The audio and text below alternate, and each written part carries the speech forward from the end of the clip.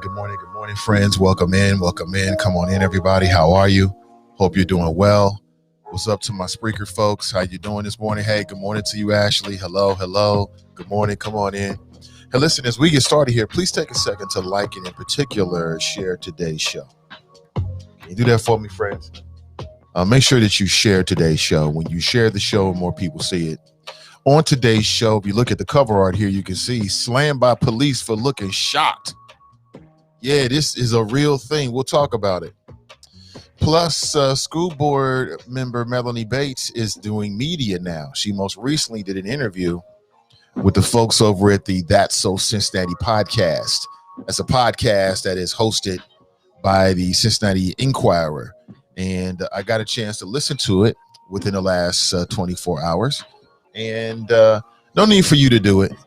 It was trash, and I'll tell you why in a second. Everything that's wrong with local media is in that interview.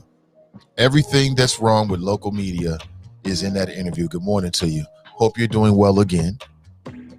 Hope you're doing well. Yes, I'm going in again. It looks like the stimulus package is going to pass, primarily because of the support of the Democrats. But it looks as if the Biden administration has negotiated away some of the benefits. I'll give you the details this morning if you care about such matters. You might not give a damn, but we talking about money, and money is a popular topic among human beings. A very popular topic among human beings. Today is March 4th. And in the world of QAnon, today is like a big day. Did you know it? Oh, you didn't know? Today's like a big day for QAnon folks. QAnon folks run around here like today is their birthday. Like today, something's supposed to happen in the QAnon conspiracy world where Donald Trump is going to come back and become the 19th president. Now, you might be thinking, 19th president? Wasn't Donald Trump the 45th? Oh, 45? Colt 45? Not? Yeah, you're right. For those of us that live in the real world, Biden is the 46th president. For those of us that live in the QAnon world, today, Donald Trump is going to become the 19th president. Oh, yeah, fam. Oh, yeah. Come on in. Relax. I'll tell you all about it. Welcome to the last days on this earth. We are living in the last days. Good morning to you. 513-873-7134. What's up to all my creators and creatives? What's up to the early risers? What's up to the hustlers, the entrepreneurs? Good morning to you. Good morning. Please share this with your family, man, so people know that Nate Ivy's still on the air. It's folks that don't know I'm on the air. Let's make them aware about this show. Let's make them aware of this show and what we're doing here at CDM. It means everything. Good morning to you. Yes. Come on in. We'll get started here in the next couple of minutes, but I want to set the table right. So that's what I want to talk about, at least to kick the show off this morning. All right. We must discuss it. Plus, there's some things happening in the community. Of course, I've got my ears to the streets, so I'll let you know what I know. We'll discuss that this morning as well. And if you ever want to share your thoughts, you can do so pretty easily at 513-873-7134. Again, that's 513-873-7134. All right. Go ahead and lock me in. Yeah, go ahead and lock me in. All right. Go ahead and take care of that little business. That way we can always stay connected. I'm sure if not today, it might not be today. Every topic don't hit every person, but perhaps maybe sometime in the near future, we'll be talking about something that you might have a strong opinion about. And when that happens, feel free to give me a call. Let's do it. All right, we'll get started in about 90 seconds. Don't go anywhere.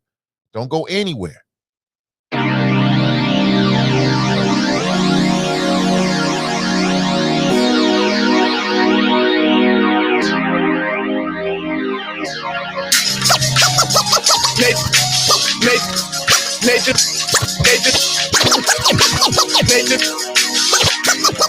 NathanIvy.com. Mr. Ivy know the show must go on. And for Cincinnati, man, I put on. Tunes made another flame beat for me to cook on. Raised dogs, closed fish, yeah, too strong. Team AI, chop it up at the chop shop. Top notch with the king flow, the hot shot. Cop squats in, listen to the real. Jumping like hopscotch, nobody harder than, oh, no, think not. Not only citywide, but nationwide. Superlative, keep it locked like them Haitian guys. Put the truth in the airwaves, we talk about it. Brand new like the templates, let's be about it. Who got the info by the AM? Jono be the rapper, got them jamming when they play him. Staying in my lane, they ain't gotta okay him. Who the host with the scoop? Yeah, they gon' say him. Ivy, so superlative like a bag of Drippos. Show you where the bricks at, Cincinnati Reds at. One time where my people at. Team NI where my people at. It's the 513, yeah, you know the flow. What's the word, Nate? Let them know the show. One time where my people at. Team NI where my people at.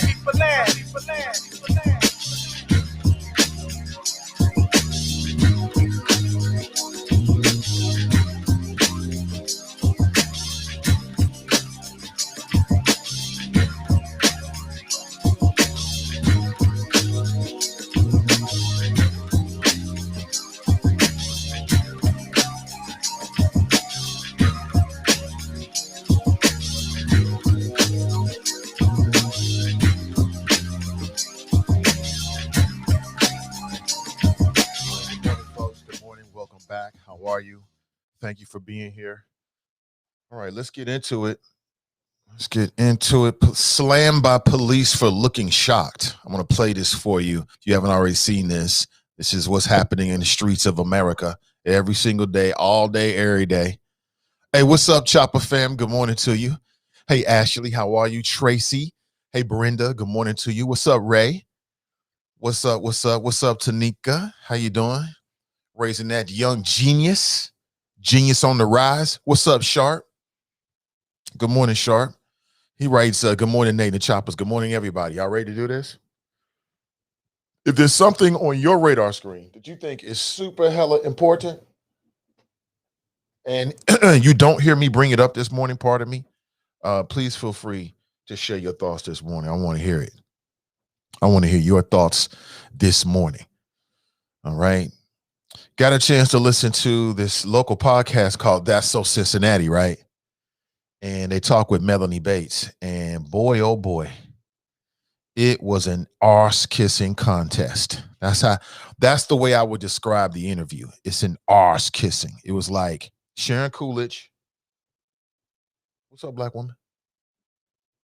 Sure. Thank you. Thank you so much. Looking good. Yeah, I know. Sorry about that. It's a family show, which means my family interrupts the show all the time. So, where was I? Yeah. So Melanie Bates. So she did this interview with the folks over at That's So Cincinnati. And as I said, it was an arse-kissing contest. It was a contest between Jason Williams and Sharon Coolidge to see who could kiss Melanie Bates' arse the most. Man, it's from that standpoint, it's pure comedy. Pure comedy. I will go ahead and nominate that as one of the worst interviews of the year.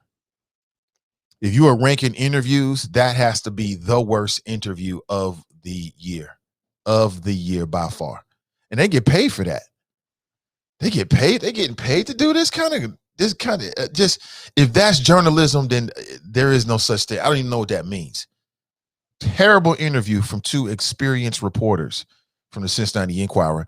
And both of these people go hard in the paint on other issues. Sharon Coolidge go hard in the paint on other issues. They can't ask enough questions about the Gang of Five. It's like a mattress. They want to flip it, investigate, turn on the side, every angle. I heard Greg Landsman, he went on their podcast, right? Oh, they came for Greg. Jason Williams came for Greg. But Melanie Bates, softball. I mean, they was throwing her. It wasn't even underhand pitches, family. That what I saw, that wasn't even underhanded pitches. What I saw was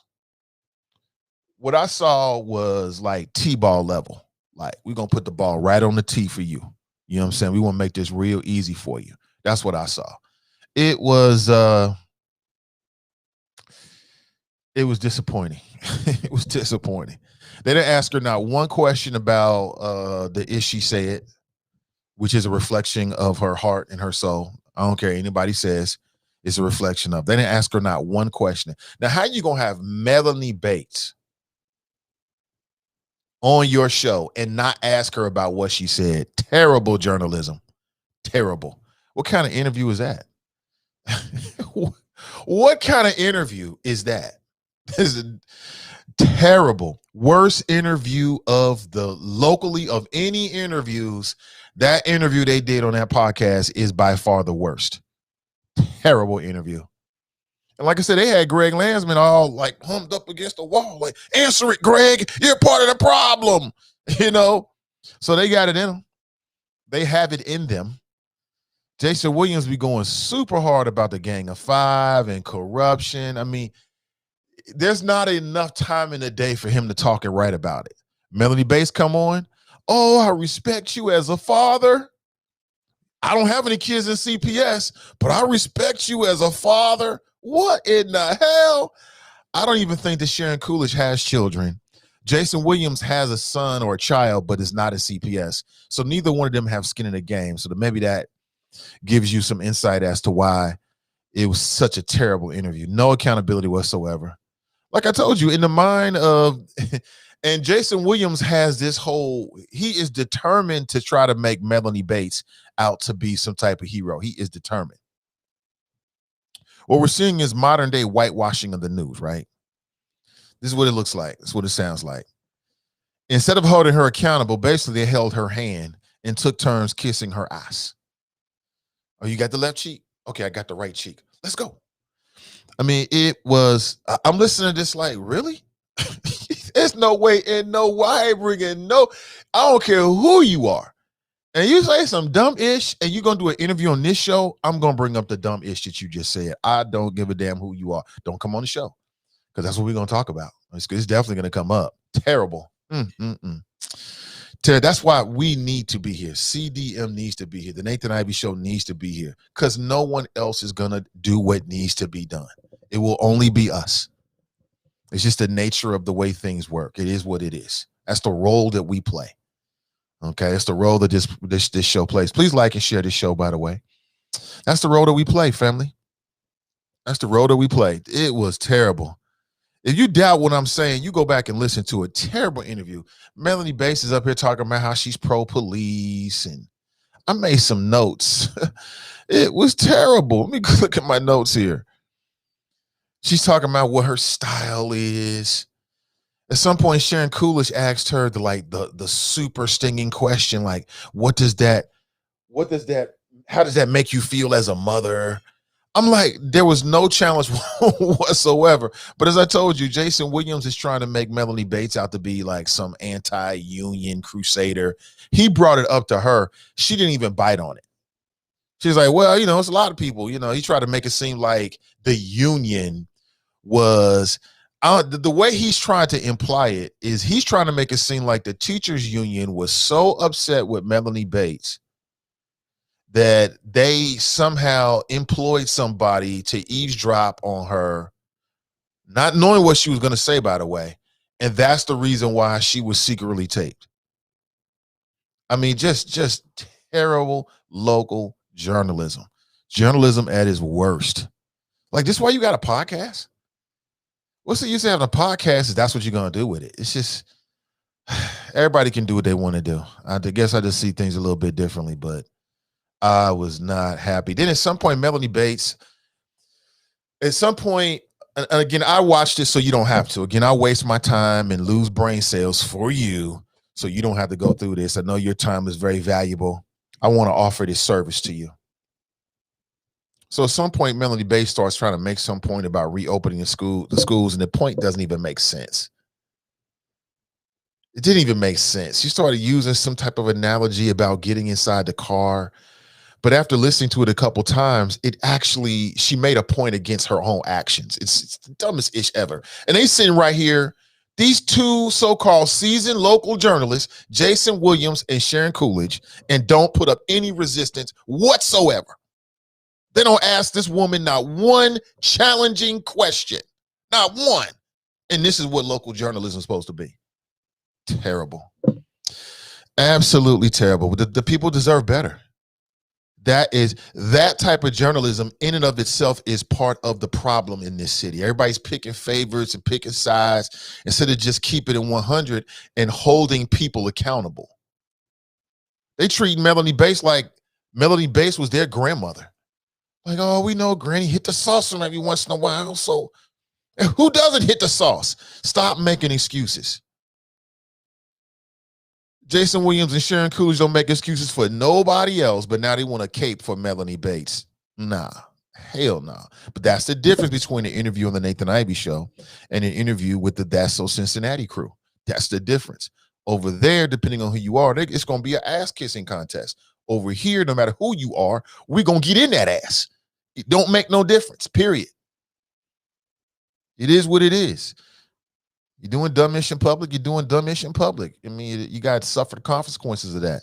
So at some point, Melanie Bates said that she was thinking about not being on the school board, but now this whole situation has invigorated her. So let me get this straight. Let me get this straight. Just think about the mentality that we're dealing with here. The more Melanie Bates talks, the more she reveals about her true self. You know what I'm saying? Just shut up. Melanie Bates said that this whole experience has reinvigorated her. The way I read that is that she must have been dealing with some support. And now the people coming to her support from the dumb ish that she said and the way that she represented herself, her true self, is making her feel like, oh, I got more friends than I thought I did. You know, that kind of thing. You know what I'm saying? That's how I'm reading it. And I'm like, this is what you taking from this, sis?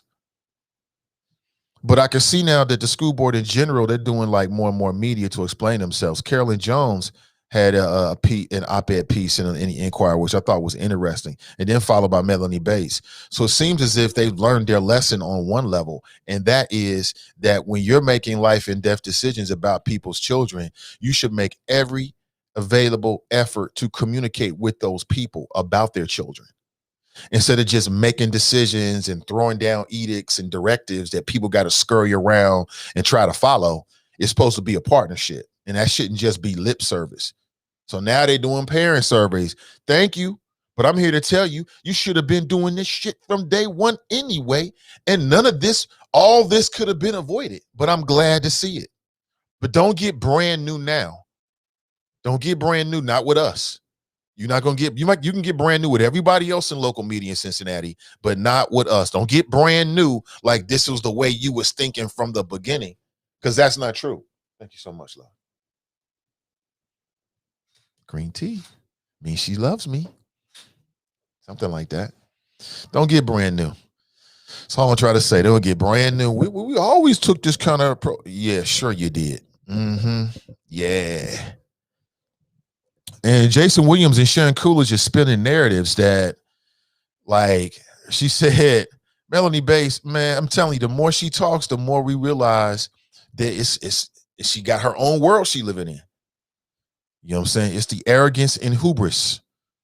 That's what it is, the arrogance. A lot of arrogance in that interview.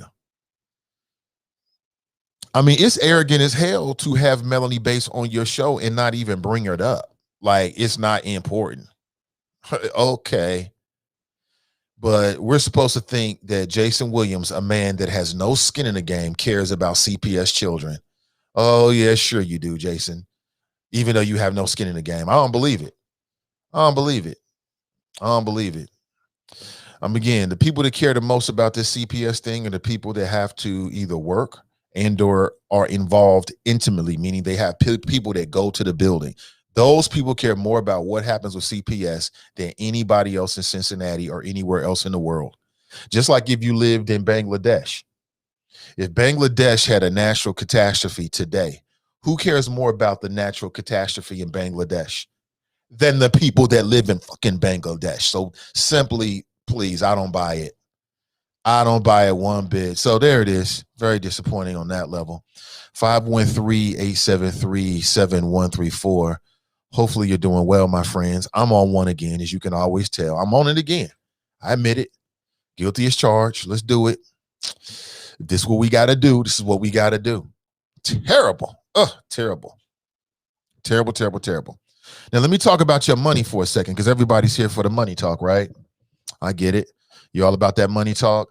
Looks like the Biden administration has been negotiating away some of your potential benefits from this upcoming COVID stimulus relief package. Looks like the Senate is going to vote on it sometime this week. It's the end of the week now. It's Thursday. So between today and tomorrow. And then they'll get the checks rolling probably throughout the month of March and into early April as well. So what I read is, hold on, let me make sure I get the latest information, because information is coming out all the time. But they've limited eligibility for some of the stimulus payments. Did you know that? They've limited the eligibility. And what that means is they're gonna lower the cap on how much a couple can make and still be eligible for stimulus relief package payments. I think they also redid it for individuals as well, right? From what I'm reading, nearly 12 million Americans could lose COVID stimulus checks under Biden's new cap.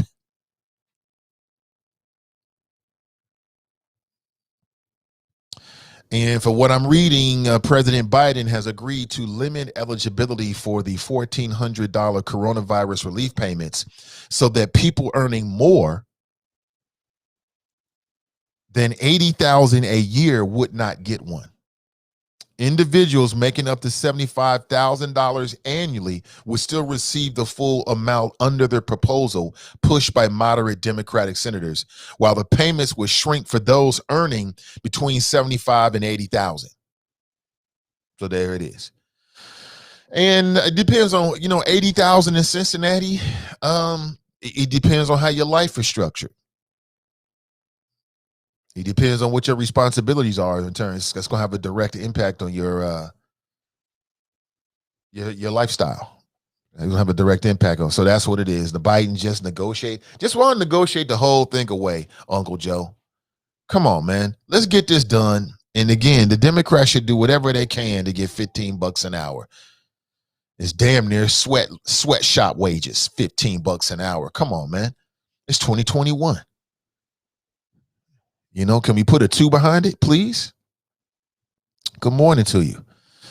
Inside of Facebook, April writes, peace and blessings to all. Same to you, April. Chuck writes, sup. Nakia writes, good morning. Danita writes, good morning, Nate and everyone. Brenda writes, good morning from Fairfield. Well, good morning to Fairfield. Lisa writes, good morning, beautiful people. Carmelita writes, morning, Nate and the Choppers. Good morning to you, Carmelita. Kelly writes, good morning. Chuck writes, sup. What's up, Chuck? Good to see everybody. Angela writes, good morning, Choppers and Nate. Good morning, everybody.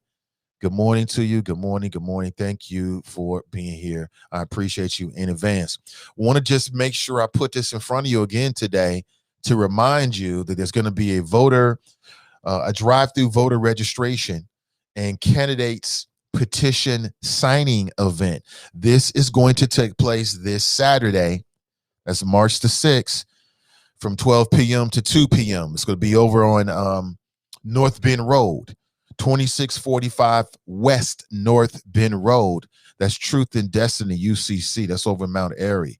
So if you haven't yet to register, you need to re-register for whatever issue, or maybe you want to see what candidates are going to be out and perhaps sign their petitions for, I guess they'll have school board and city council, right? I'm not sure who else is going to be, what other seats are going to be available. Then make sure you stop by to this event. That's getting a second place on this Saturday. Get in where you fit in. On Sunday, that's March the 7th at 1 p.m. I want to put this on your calendar. There's going to be a Facebook live streaming event. Let's talk about it. Ohio's environmental health disparities. For those that live in the Cincinnati area, you might recognize at least one of those individuals that are going to be on the virtual panel. To your left there, that's Rep. Cedric Denson. It's been a minute, brother. If you listen to Cedric. Desiree Tim, she's the president and CEO of Innovation Ohio. And Ashley Glass, who's the founder of Black Women Cultivating Change. I've been hearing more and more about that organization, Black Women Cultivating Change. Actually, I recently got a contact. Hold on, man. My contact might even be Ashley. I've yet to reach out because I want to bring those folks on from the Black Women Cultivating Change just to get more insight as to what they're doing. So I'll work on that. Until then, put this on your radar screen. Plan for this event, live streaming from the Common Strategies website or Facebook page, Common Strategies, COMMEN Strategies. So Common with an E, Common Strategies. It'll be a Facebook live streaming event. So make sure you check that out. Good morning to you. How are you? Hope you're doing well. Charlie Winburn is doing a swearing in reception. You know, he's the first African-American Hamilton County treasurer. I just had a conversation with Mr. Winburn just yesterday, and he didn't tell me all the details, but he gave me some insight as to what his office is working on. And if he can pull it off, I think it's a good idea. I think most people will agree as well. What's interesting is he's just the interim until, I believe, November. And then Jill Schiller is going to take over.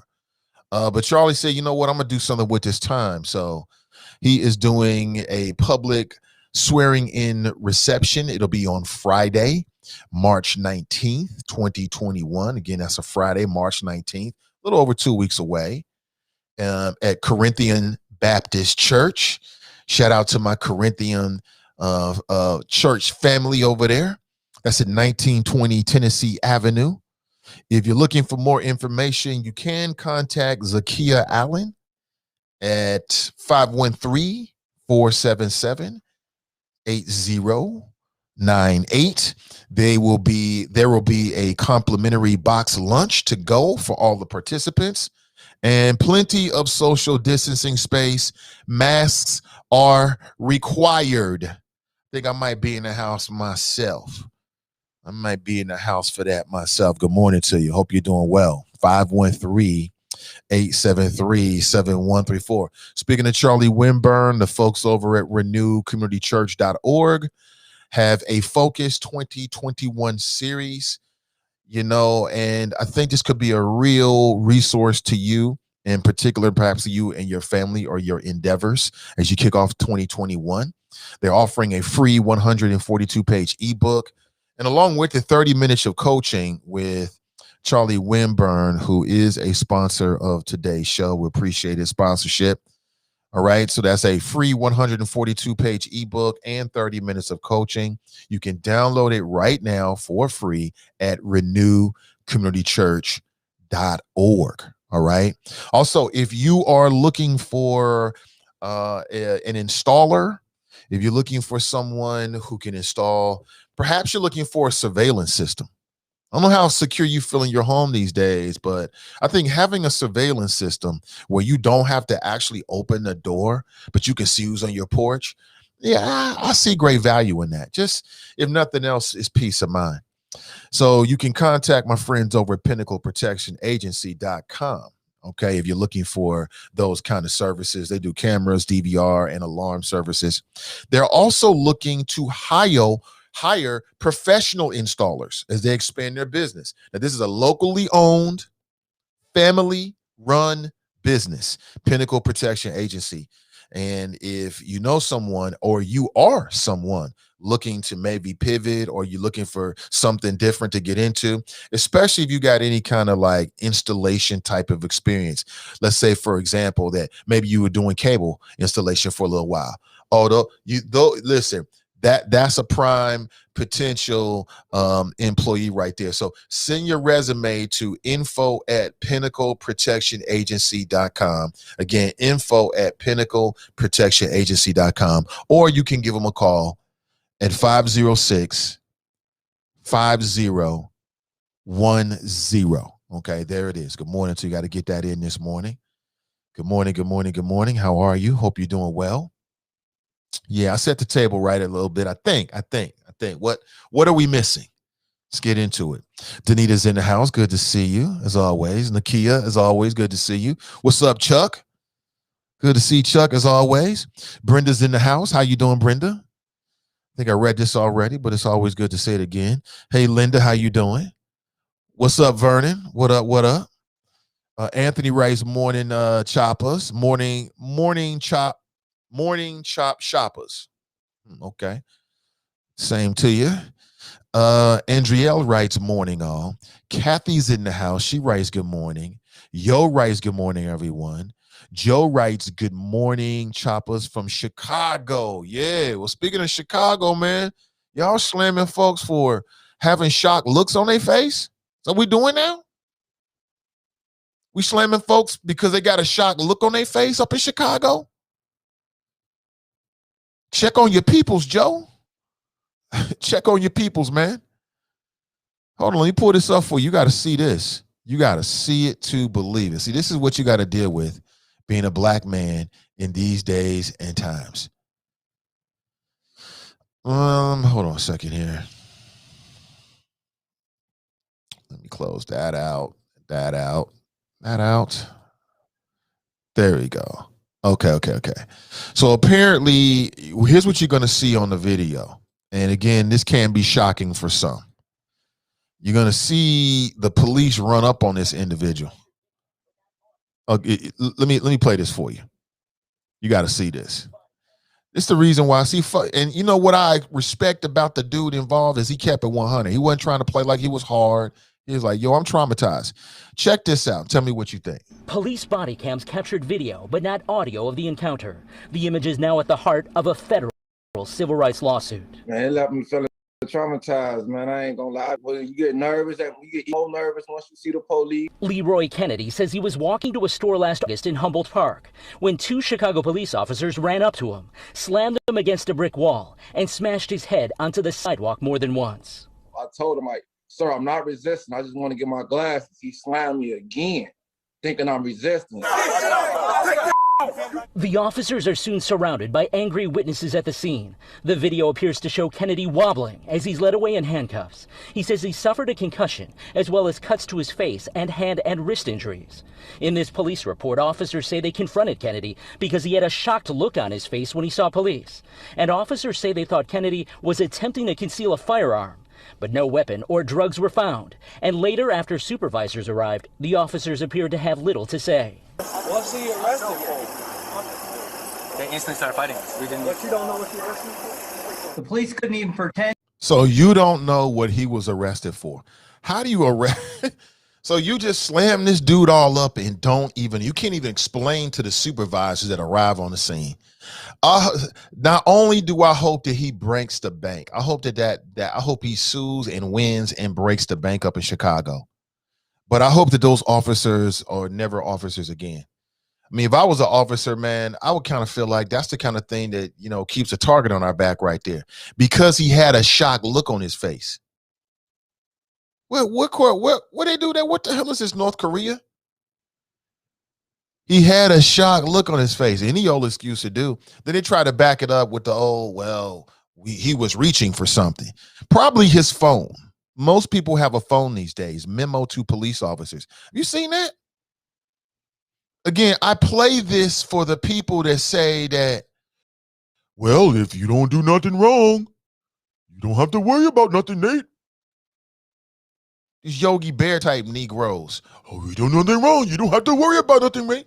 Okay, Audio of the encounter. The email at the heart of a federal civil rights lawsuit. Man, it left me feeling traumatized, man. I ain't gonna lie. You get nervous, you get even more nervous once you see the police. Leroy Kennedy says he was walking to a store last August in Humboldt Park when two Chicago police officers ran up to him, slammed him against a brick wall, and smashed his head onto the sidewalk more than once. I told him, like, sir, I'm not. I think he'll probably get a small payout.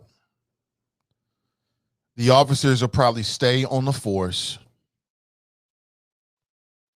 And that'll be that. That's what I think is going to happen from all of that. That's just me personally.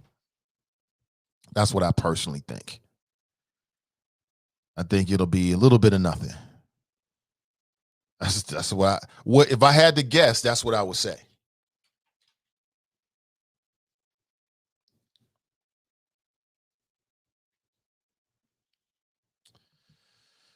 Oh, man.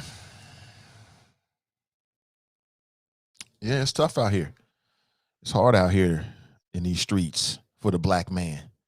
Don't you have sympathy for us? Where's your sympathy for the black man? Nat writes, good morning, Facebook choppers. Danita writes, they didn't ask anything because they agree with her. I kept saying there are so many people who have been saying exactly what she said.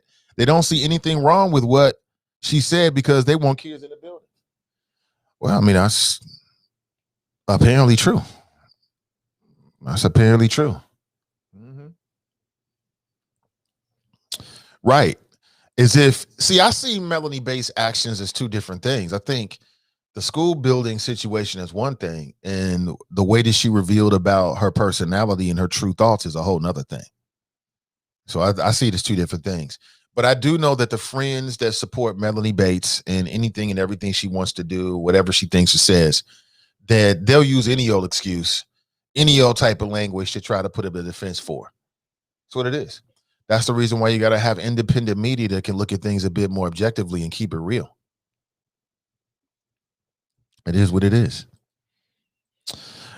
In that interview, she said, you know what, I was thinking about retiring and stepping down, but now I feel reinvigorated. So what exactly, see, my question for her was, what's reinvigorated you? What's reinvigorated you? And something tells me is that she's probably gotten a lot of support from people who feel like, oh, it's wrong.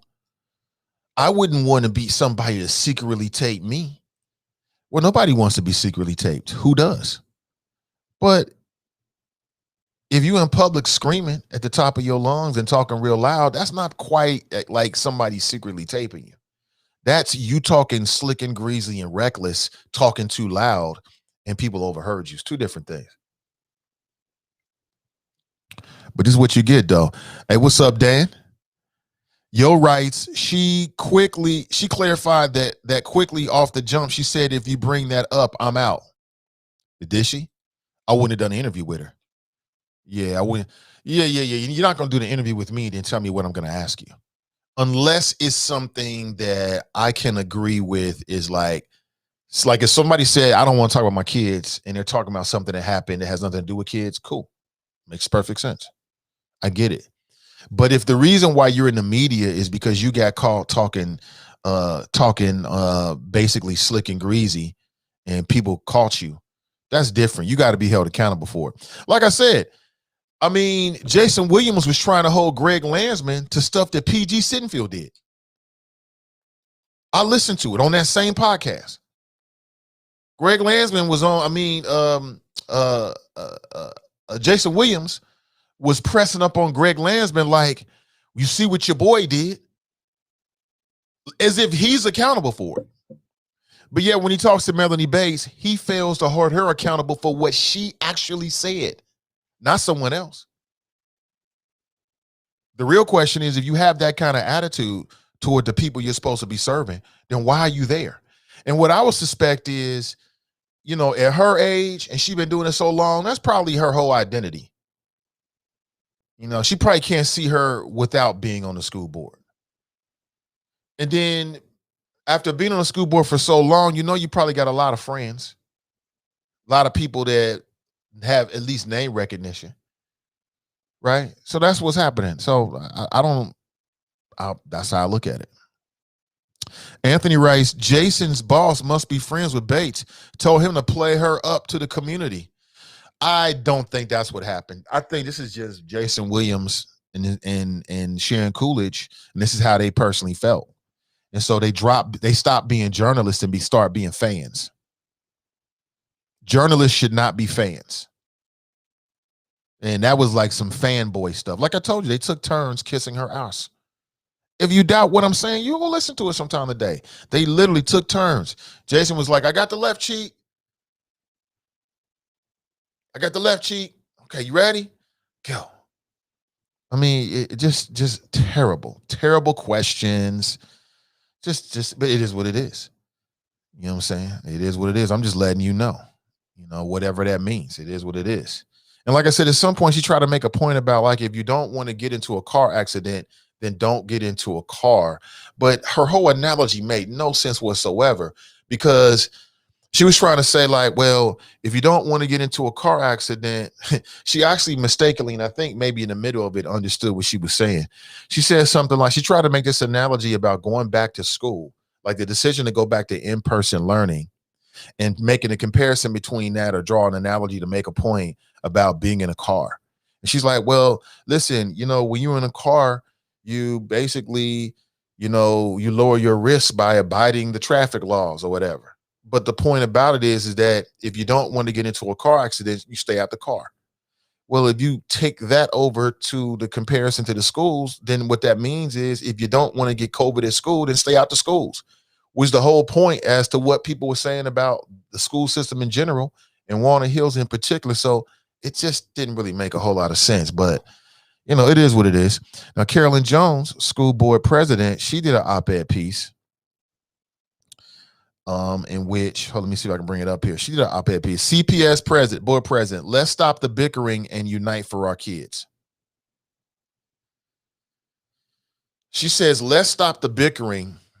But when I interviewed her, she accused me of baiting her because I was asking her questions basically to hold her accountable to her decisions. Okay, but that was 2 weeks ago. Everybody learns, okay? Okay, great. And what I see now and what I like is, I think this is a good idea. And I think what I would want to see of Carolyn Jones or of any president of the school board is for this not to just be a one-off, And I also would say that, having conversations, a continual conversation and dialogue on shows like this is important as well, because an op-ed piece is great. That's you giving us your opinion. A conversation is a back and forth. And I think a public conversation is a much more effective and more democratic way of talking with our elected officials. That's just me. You might feel differently.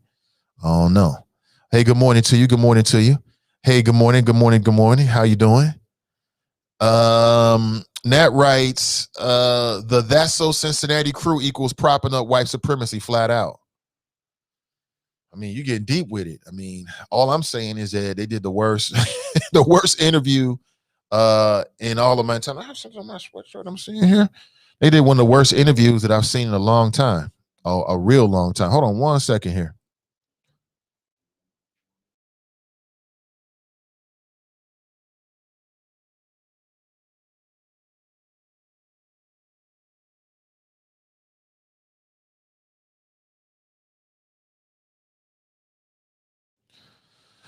Yeah, I'm still with you. Hold on, I gotta take care of something real quick. I just played that video for you, slammed by police for looking shocked. Literally, the police officer said that when he made eyes with that man, thank you. When he made eye contact with that brother, he thought the brother was doing something wrong because his eyes started bulging out. And I'm thinking to myself, maybe it's because he just saw the police and he got scared. You know what I'm saying? That always gets discounted in the conversation about the police, and that is their reputation.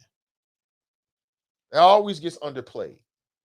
Among some communities, the police don't have necessarily the best reputation. You know what I'm saying? I think it's based upon their own actions.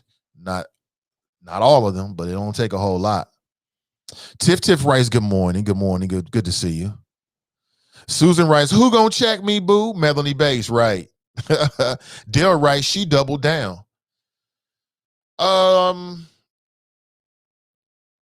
I never had a problem with, my problem with the school board members was, and it grew to be, should I say it, my issues with them grew to be after having interviews with them, was that I don't understand how they made their decision. It seems as if they were working with a lot of faulty, outdated, and irrelevant information.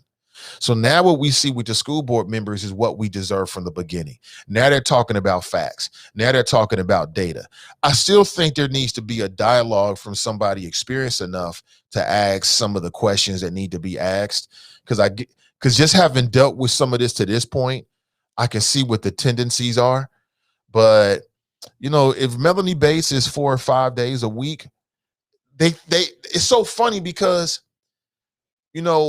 Jason Williams is trying to, and again, I hate to keep bringing up anybody in particular, but it is what it is just for the point of this segment. But Jason Williams and others are trying to make it seem like everyone else is against.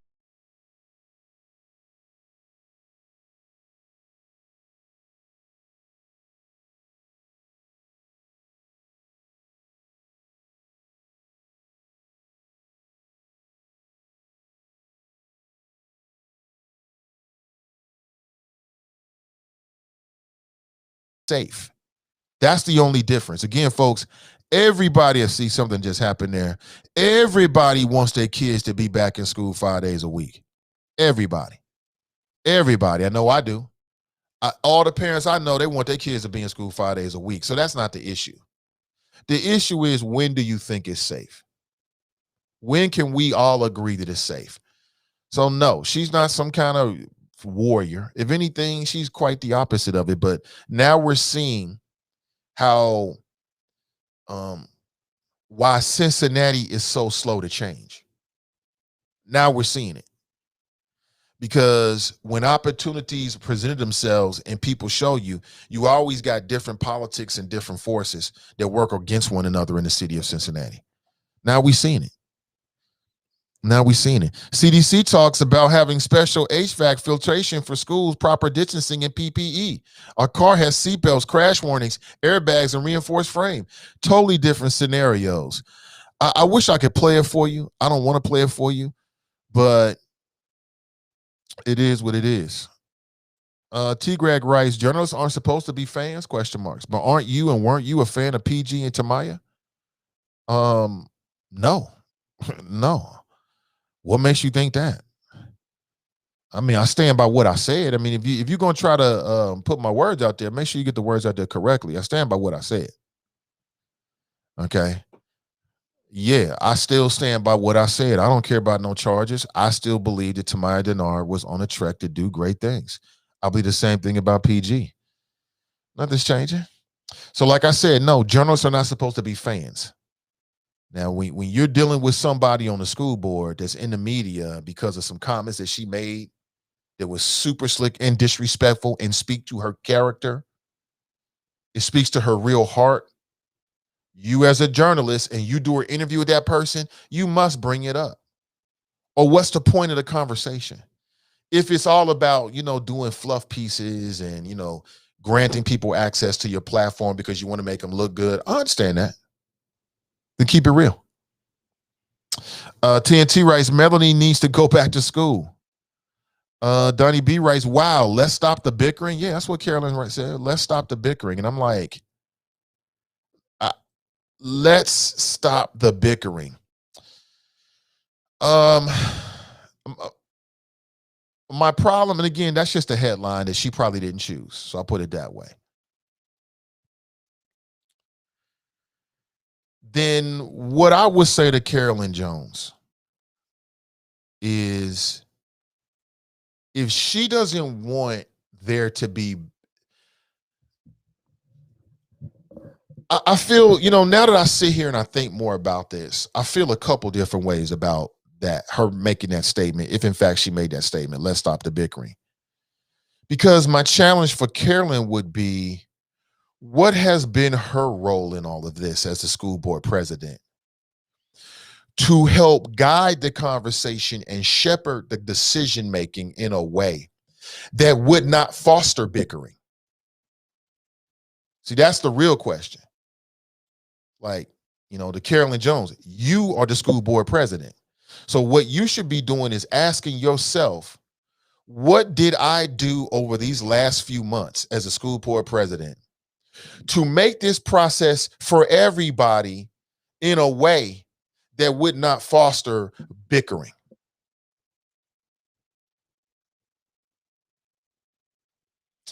So you set up a list of criteria last year.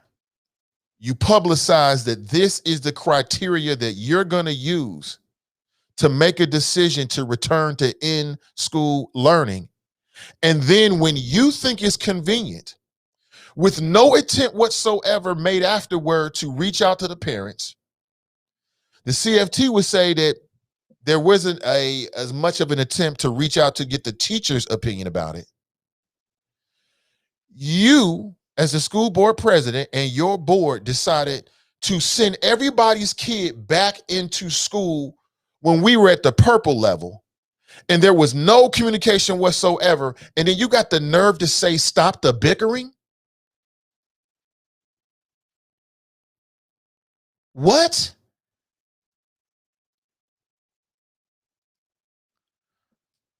So what came first, Carolyn? The bickering or the long list of lack of leadership things that should have been done to ensure that the community, the stakeholders, and the parents and the adults that had to deal with it, their opinion was at least properly vetted. There was at least a public dialogue. Come on now, stop the bickering. But I mean, it sounds good.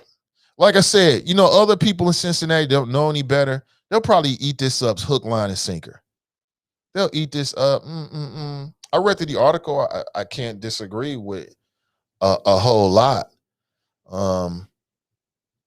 This should not take the place of conversations in the community on media platforms, just like the Nathan Ivey show. That should not take the place of it. But you know, it's better to have more information than not. The Cincinnati School Board is committed to moving forward to the safest return to in-person learning. This commitment will genuinely take a village. So what I'm getting from all of this is it feels like they're preparing us for this big vote that's going to take place in a couple of weeks. That's what I feel like. I feel like they're trying to set the table for a decision to go back to 5 days a week. Okay. And I would say, what does the science say?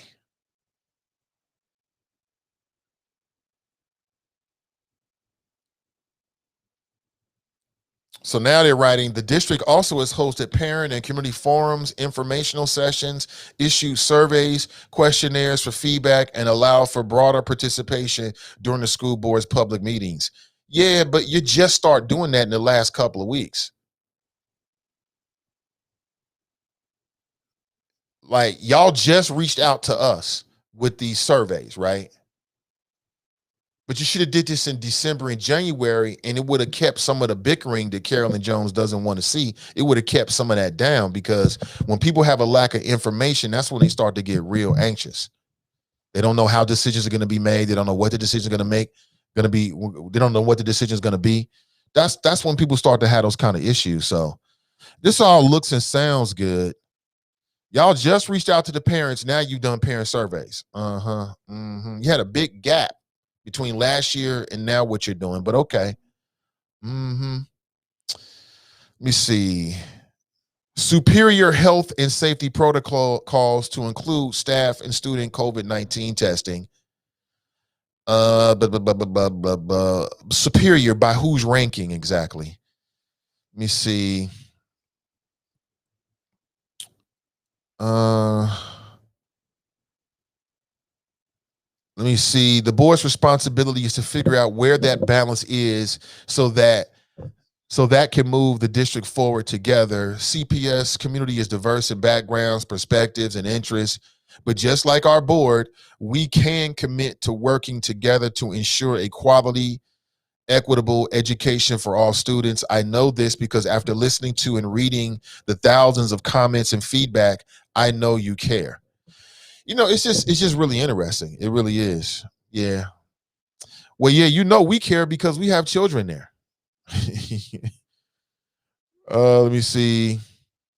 So let's acknowledge that every family, teacher, staff person, and board member has had a pretty tough year. Like, how much stuff is being covered up right now under it's been a pretty tough year. And then let's recommit to working together as we carefully prepare for a path forward. Whoever stopped being committed. You know, I would say the school board lacked in their commitment to adequately communicate with the community and the parents. The parents never lost a commitment for our children. Let me see. More. Okay, great. So, I mean, that was the Carolyn Jones op-ed piece. It's interesting. We are where we are. It is what it is. Well, what do you think? 513-873-7134. Dale writes, anyone check out the special hosted by Soledad O'Brien on Nashville, the prison, the pipeline, the prison to, is it, you're writing prison to pipeline is sinister. Is that the school to prison pipeline is what you meant? Let me see. T. Lawrence Grasslands writes, Bates is getting reelected. Talk show host didn't even realize she got a bigger following. She might get reelected or not. And I didn't realize she had a bigger following. I don't know what you mean by that. I don't know what that means exactly. Let me see. Diana writes, all she did was complain about the people complaining. She writes, as far as I'm concerned, Carolyn Jones can go too. Danita writes, nothing could be done to satisfy everyone. They say we are all remote. Parents are pissed because they wanted their kids in the building. They said we see going to give parents the option to go back or stay remote.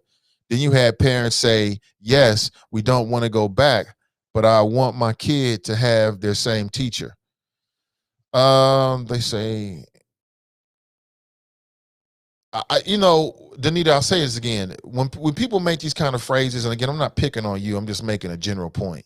Nothing could be done to satisfy everyone. To me, those are just excuses. Yeah, that was never the point. The point was never to try to come up with a solution to satisfy everyone. Nobody, you see how the language really matters? That's an impossible threshold. And when you preface and qualify things with that kind of threshold, it's like anything can go, right? That was never the point about satisfying everyone. That wasn't the point at all. The point is coming up with a clear plan that you communicate to the community and the parents, and then sticking by that plan. And then if that plan changes, making sure that you communicate that with the community and the parents, so the community and parents are not alarmed as to what you're doing. And then the other thing about that, Danita, is if you're going to make a decision that many people look at as life and death, then when you come on a show like the Nathan Ivey Show, you damn well should be able to explain it, and it should make sense.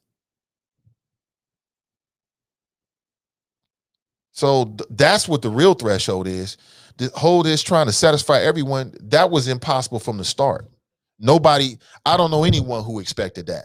What I expect is for you to do what you say you was going to do, for it to be based on science, and for it to be based on public health.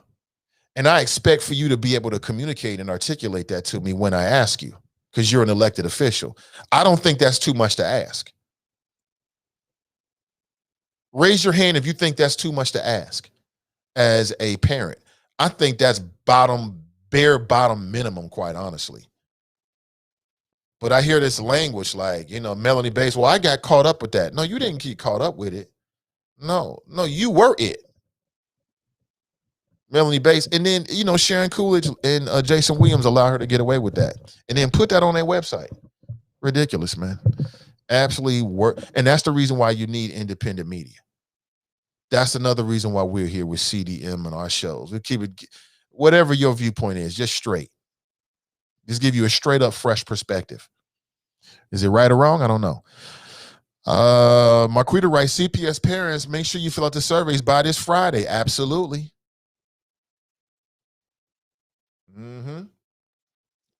Donnie writes, what survey? I'm a CPS parent and I haven't received a damn thing. We got ours. You can believe it'll be turned in. They absolutely are going to vote to go back 5 days a week under the umbrella that they are giving parents the ability to choose. If you want to go back, go back. If you don't want to go back, stay remote. Oh, yeah, you can definitely get them set up for it. That's why she's right. That's why a big conversation on we giving you choices, giving you choices.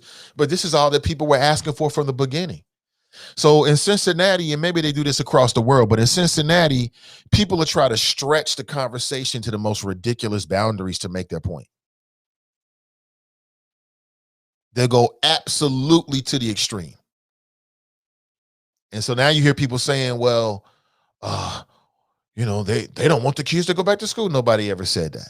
Everybody wants the kids to be back in school. You don't get a medal for that. Brian Taylor writes, the potential damage is done. So yeah, now they can send whatever they want. They shot first and ask questions later.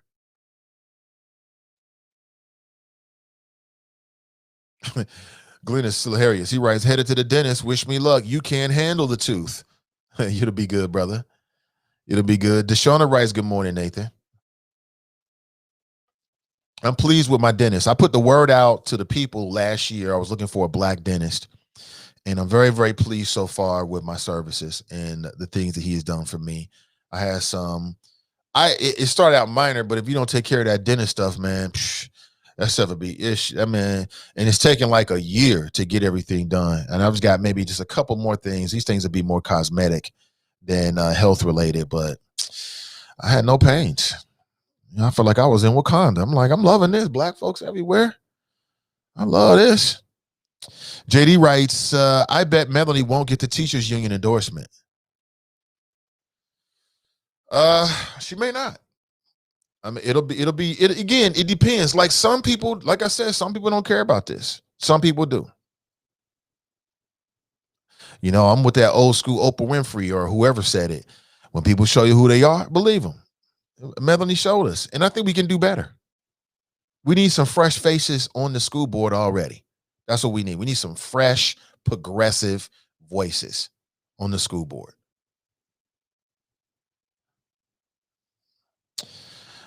Safety was supposed to be the priority. Absolutely. Let me see. T. Greg writes, raise his hand. Are the parents, voters, 70% of CPS is black? Yes, it is. And only, 30% of the school board is black. Marquetta writes, each individual, okay, she's talking to Donnie about the surveys. Aisha writes, who is your black dentist and where is the office? Asha. Hey, Asha, can you hit me with a direct message and I'll send it to you directly? Hit me with a direct message to remind me and I'll send it to you directly. Yeah, somebody referred it to me. I got a long list of referrals. I just put it on Facebook and I saw one person's name just kept coming up. I'm like, oh, okay. So I shot my shot over there and it took me months and months and months to even get in. I'm like, damn. Some people saying the screen is frozen. Okay, not on my end.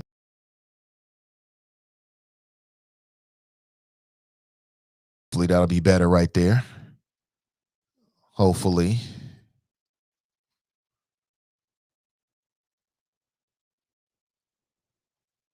Yeah, I think so. I think that'll take care of it. Cassandra's in the house. She writes, hey, good morning. Okay, somebody says they're doing a hey, what's up, Asha? Oh, for sure. Let's stay connected. I thought we was already friends. Janice show contributions. Good morning, folks. Not going to contribute much more. Okay. Oh, okay. Got it. What's up, Cassandra? What's up, Sharp? Screw Sharon Cooler. She stated nothing was going on in the West End before FC Cincinnati, right? Which I think is a very biased viewpoint. Until they got a stadium, there you go. Okay, good. We good now. We good. We looking good. Great. Yeah, I hate that viewpoint too. As if there were people and families and businesses over there. But they got a big old stadium now. I'm sure it's gonna be dope. I have to make a decision as to whether I'm gonna go to any games. I might. Who knows? If I got some business down there, I'll be down there. If not, it may take it a while. You tell me. So this morning we've been talking about the I don't know if the video's gone viral or not, but it's the video of a man who was arrested because he was looking shocked. And you know, it's interesting. Like last year was the year there was more civil unrest than ever before. They said, right? Media reports were reporting on it. It was historic. People were in the streets. We've forgotten it, man. But remember last year, people were in the streets while we were quarantined all over the country. People are upset about what happened with Breonna Taylor. They were upset about what happened with George Floyd. And on top of it, it was all the other unarmed black people who had been killed or had been illegally dealt with and detained by law enforcement, right? That was last summer. And so what's been the reaction from law enforcement? I don't know about you, but it seems like I'm seeing even more of these kind of videos. To me, it seems like I'm seeing even more of these kind of videos of like rough arrests. I seen a video of a teenager get damn near asphyxiated by a police officer. I'm like, well, what about George Floyd? What is going to be the reaction of law enforcement across the country? Let's go to the phones. Good morning. Welcome to the show. Hey, what's happening, Nate? Hey, what's up, Brian? Hey, I wanted to make an announcement, if possible. Sure. Just about what you're talking about. So this Saturday, March 6th, at 2 p.m. in cities around the country, there's going to be a day of action. Calling justice for George Floyd and demanding to prosecute the police and to reopen the cases for all of the families across the country whose loved ones have been killed by cops who they're not high profile and their cases get buried and we never hear about them again. So here in our area, that's going to be in Dayton at Courthouse Square at 2 p.m. And there'll be a press conference a half an hour before. The thing that makes this different from other actions, which are fine, that have happened, is that things have begun to veer away. Like you could see with George Floyd, a lot of people came out into the streets, which was great. People we had never seen before across economic, racial, social strata began to come out because they were incensed by what happened to George Floyd. But some of them, when they were out in the streets, didn't even know the local families who had suffered the same kind of brutality. And most of these cases are just as brutal as what happened to Floyd. So you have these activists who are out in the streets for good reason, but they don't even know the local version that they could be supporting. So this series of actions around the country is trying to change that whole narrative and make it families first. That is, the families who are victims lead, and they're supported by their honest supporters, and their word is the thing that takes the day. Not fancy talkers, not organizations, but the actual families. And that's what this is going to be on Saturday. And we're hoping that this kicks off and begins to have this national conversation that, like, yes, you can call all kinds of things. You can push for bills. You can defund the police. You can do all these other things if you want. But until these individual cops are held responsible, prosecuted, and sent to jail, they're going to keep doing what they're doing. So I hope everybody comes out.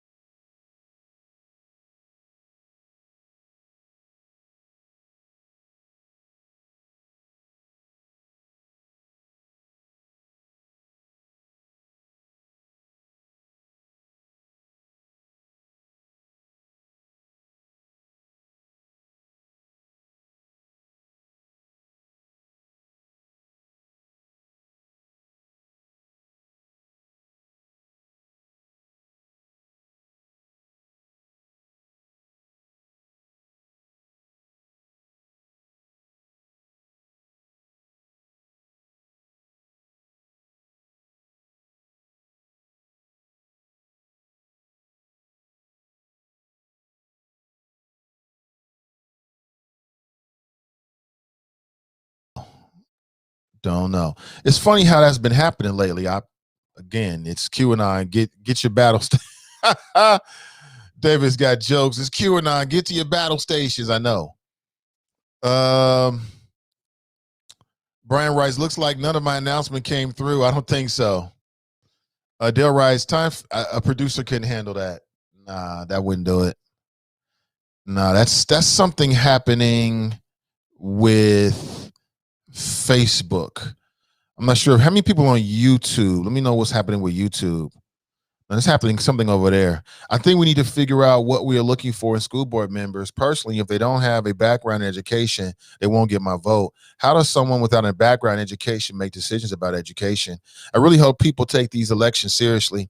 I shouldn't have to pay tuition or hope to win a lottery for my son to receive a quality education. Agree with that one. All schools in CPS districts should offer the same opportunities for a good education. I agree. I am not saying the same curriculum, but the same opportunity to be successful. Have the same options, as they do at Walnut Hills in terms of the plethora of AP. Andrea writes, Facebook is fine now. Now, that's something that's been happening with Facebook. That's what that is. Because when I listen back to just the audio, so what's going to Spreaker and to Tune In and things like that. Hey, what's up, Pastor Leslie? Then there is no hiccup. That's something that's been happening recently with Facebook. It's quite interesting. You never know, man. You never know. For those who care about this, I promised that I would watch it, so I am. Quote, we don't have to wait on a study. That's a senior Biden administration official named Cedric Richmond. He says the administration is going to start acting now on reparations. HR Bill 40 will pass. There is no need to wait on a study, and they're going to work to break down race-based barriers.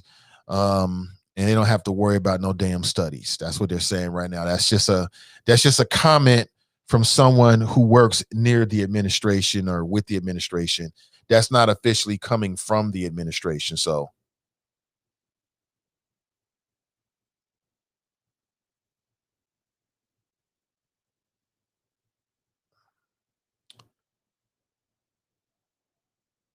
okay, sorry about that.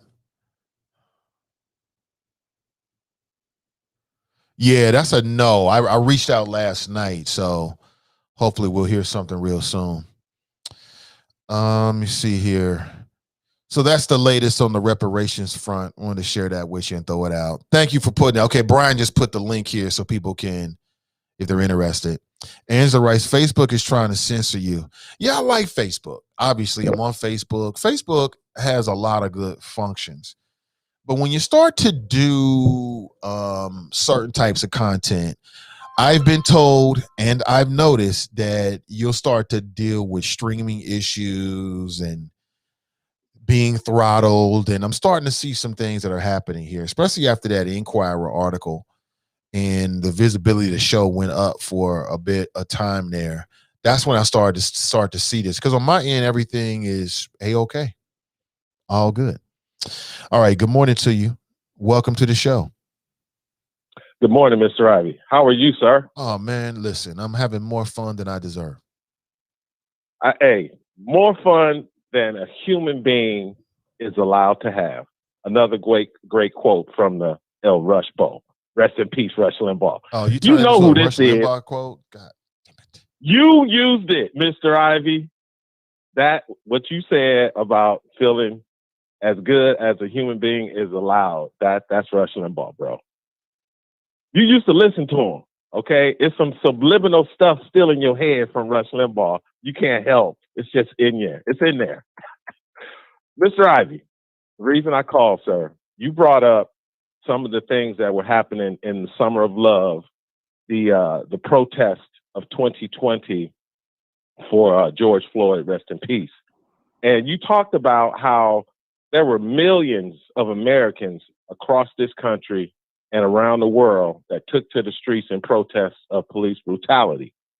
And there was never any mention that those were super spreader events. That kind of just flew under the radar. And again, this is why I listened to you, Mr. Nathan Ivy, is because you brought that up.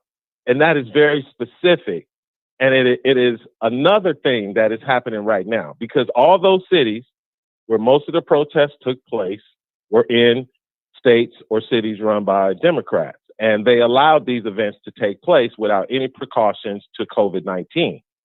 And guess what, Mr. Ivy? It's happening again on the United States southern border in this blue state, the People's Republic of California. Are you aware, Mr. Ivy, that the Biden administration, yes, I almost slipped and said it, the Obama-Biden remix, are allowing asylum seekers that were held in Mexico for about a year now, who were waiting on their cases, were allowed to come back in beginning last week, a couple weeks ago, February 19th.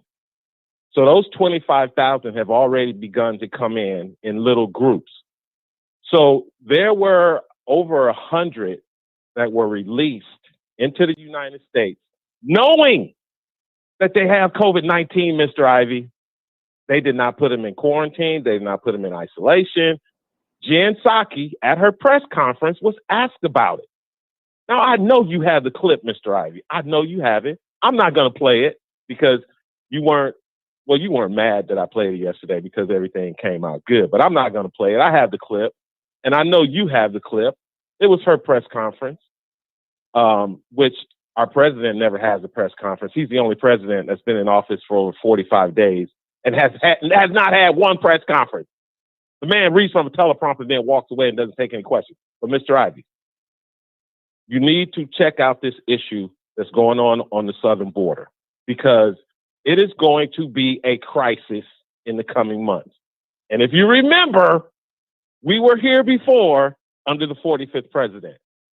So I just wanted to point that out because you brought up a great point, that all the protests that took place over the summer were super spreader events, but the mainstream media and the Democrat officials in those cities and states did not even stop the protests or did not put any guidelines on, we in a pandemic. No, everything was set aside, just like the Biden administration is doing right now on the southern border. So that's all I got. I just want to throw that in. I ain't going to take too much time because I know I have a tendency to trigger. So I ain't going to do too much triggering today. But that's all I got, Mr. Ivy. Drop Squad 52. Dropping science. Black, not Democrat, to anyone who wants to catch it. It's not how you start. It's how you finish. So get started and finish strong. Peace out, people.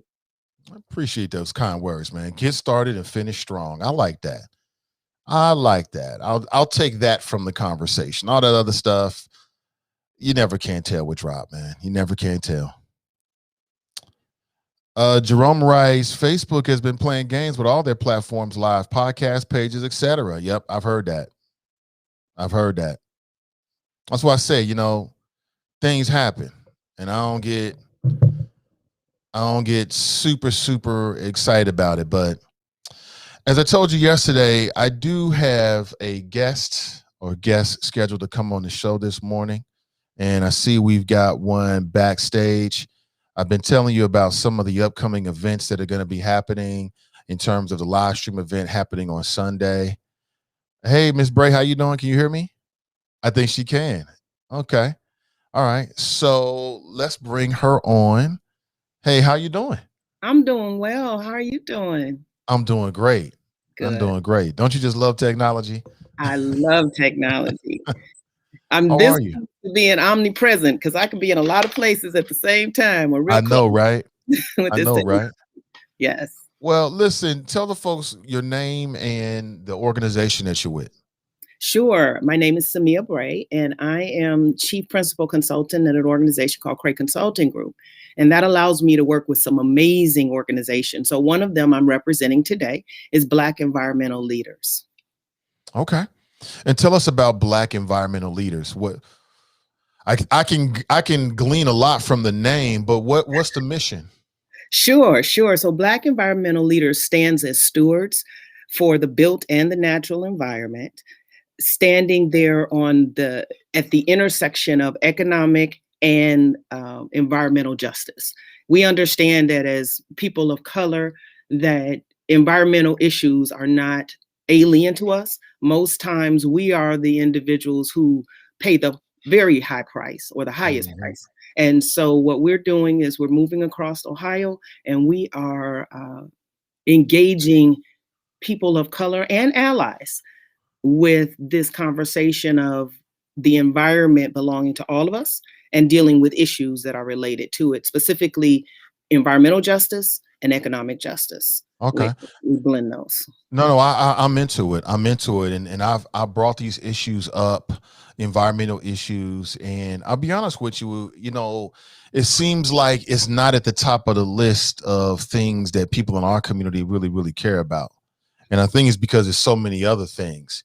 But for me, as we deal with climate change, as the impact in our daily lives become more and more of a real thing, I think it's going to hit our communities first. Absolutely. It already is. I mean, we're seeing it with regard to flooding. You know, it's the communities that have been that had been redlined who are seeing the ill effects of the redlining, the disinvestment in those communities. So from a resiliency standpoint, that's the ability to recover when a climate event happens. Our communities are already hardest impacted. Absolutely. So what is the news? So what's relevant right now? So we're in Ohio. So what are the relevant environmental issues that impact our community? I live in Cincinnati. We're in Ohio in particular in terms of our audience that we should be aware of right now. Oh yeah, no, I checked you out, so I understand. So in Ohio right now, one of the issues that is impacting all of us, and it's interesting because there's some in the environmental movement who actually believe that, you know, people of color or Black people only are in Cleveland, which is where I'm at. But we know that we are everywhere. And so that being the case, one issue that is really on the forefront right now is this House Bill 6. In 2019, this House Bill 6 was passed. And what it did is it basically added, most importantly, from an economic standpoint, it adds a fee to everybody's electrical bill who is serviced by First Energy. And what amazed me about it when I first saw the legislation is it was for perpetuity. And I said, that's an interesting word, perpetuity. Perpetuity is forever, forever, ever. Forever, ever, ever. You know, so that meant that not only would I be paying this fee on my bill, but my children and my children's children, and if their children continue to live in Ohio, they would too. Now, what are we paying for? Was the question. Well, in this case, it would be to bail out 2 nuclear plants and some coal-fired gas, some coal plants, some fossil fuel plants. And it was like, that doesn't make sense. Why are all Ohioans paying for this? So then I had to think, wait a minute, what's going on here?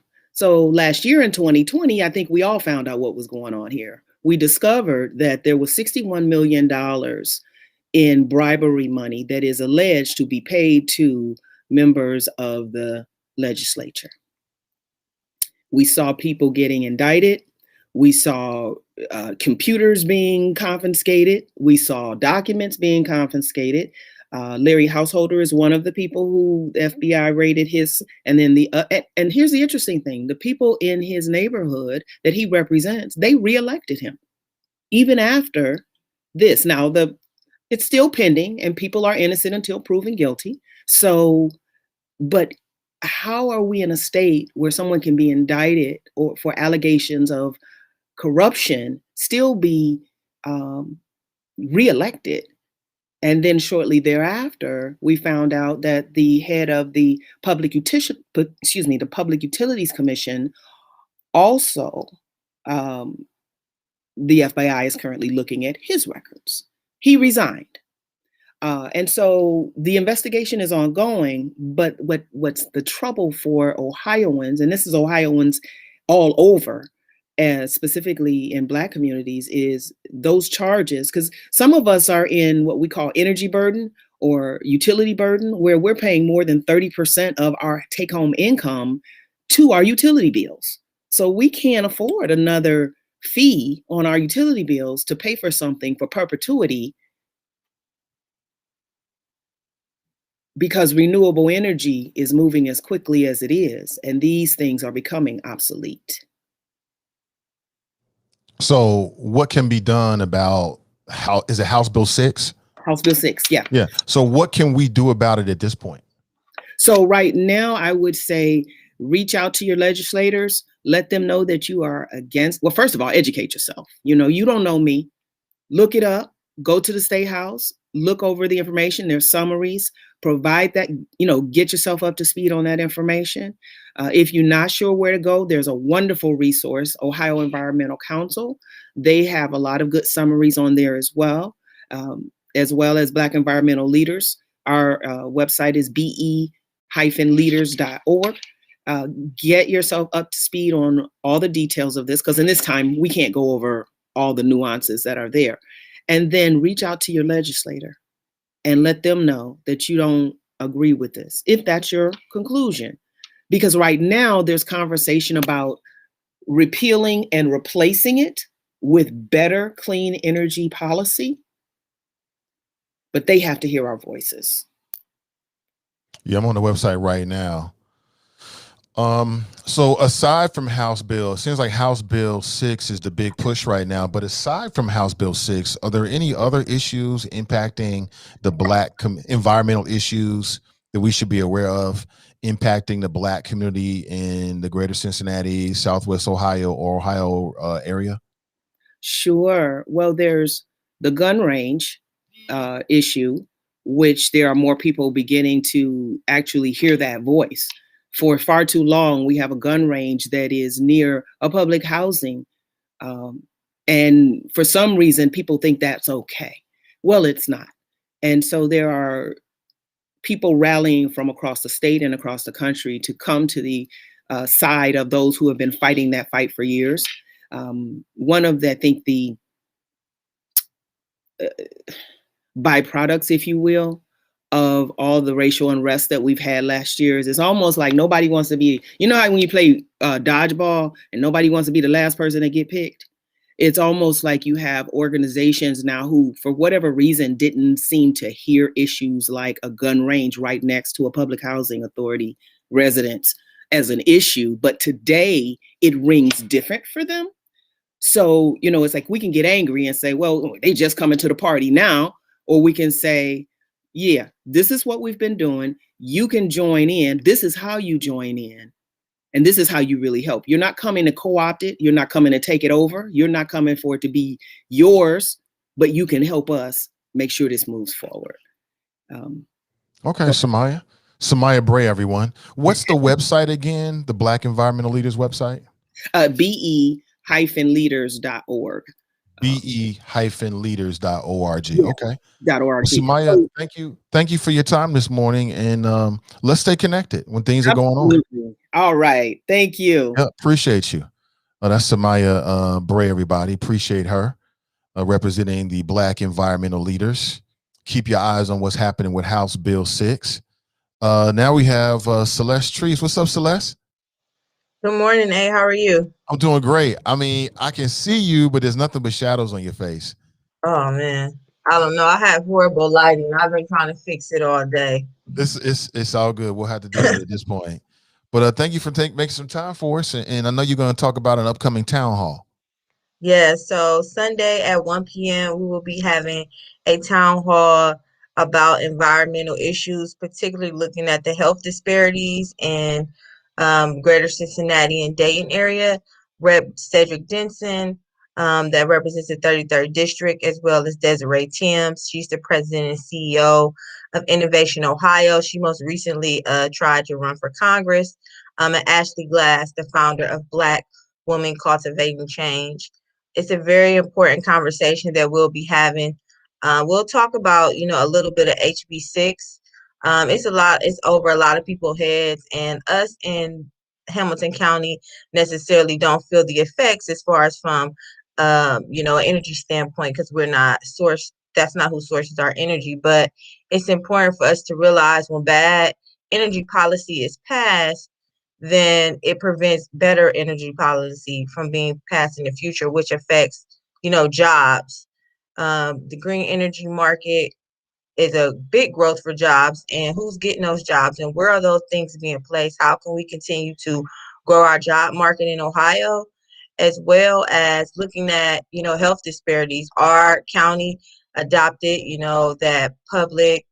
that racism is a public health crisis, and we're going to look at all of the health disparities that are affecting our community and how our environment affects those.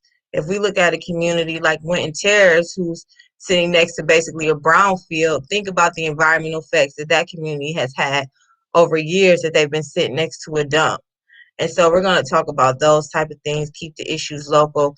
A lot of times we don't see the African American community at the center of these environmental conversations because our issues, we don't see them that way, but they are. And so we're going to have a really good conversation about all our health disparities and what we need to do to combat them. Okay.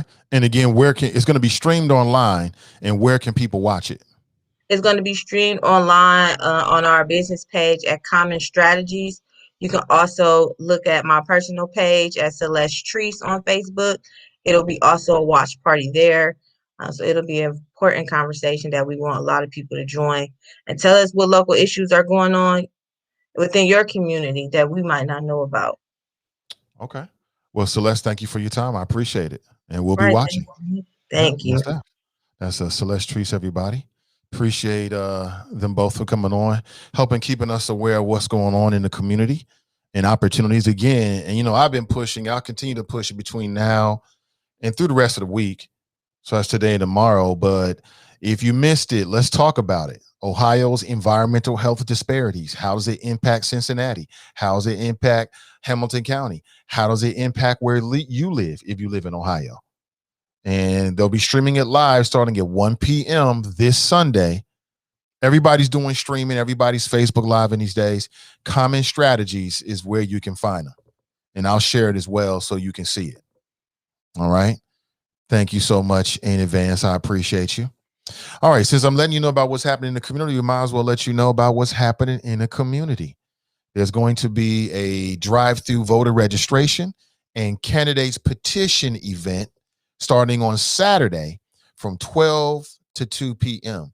Now, this is a live event, so you can actually drive up to the address and get registered for the upcoming election. It's going to be big.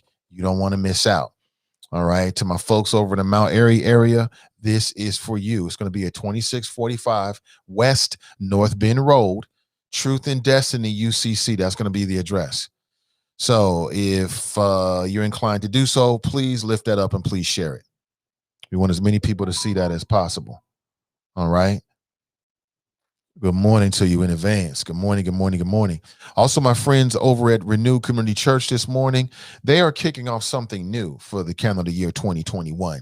They call it Focus 2021 Series. And as I said, to kick things off, they're offering a free 142-page ebook and 30 minutes of free coaching with Charlie Winburn himself. Could be coaching on a business issue.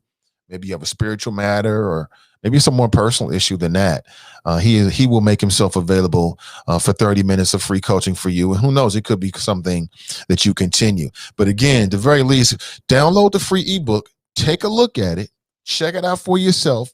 Tell me what you think. You can leave a comment, or you can direct message me, however works best for you, and take advantage of these opportunities while they are available. Take advantage of it. Speaking of taking advantage of, my friends over at Pinnacle Protection Agency, they are currently looking for installers. This is a local Black-owned, family-owned business. They are expanding their business, and to do so, they want to hire more installers. And these are people that will be installing some of their systems, camera, DVR, alarm systems. Hell, you might be looking for something like that. Hey, give them a call. PinnacleProtectionAgency.com this morning at 506-5010. And if you know someone, or you are someone looking to maybe make a move in your career, this could be a good opportunity for you. Check them out. Check them out. Good morning to you. Good morning. Good morning. All right, let's get back into it, shall we? And What? Kathy writes, and Metropolitan Housing is preparing to spend $15 million to rehab the property in Lincoln Heights, adjacent to the gun range. Okay. Is that going to be a good thing? You see, Deshauna writes, mines is super high. Are you talking about your energy bills?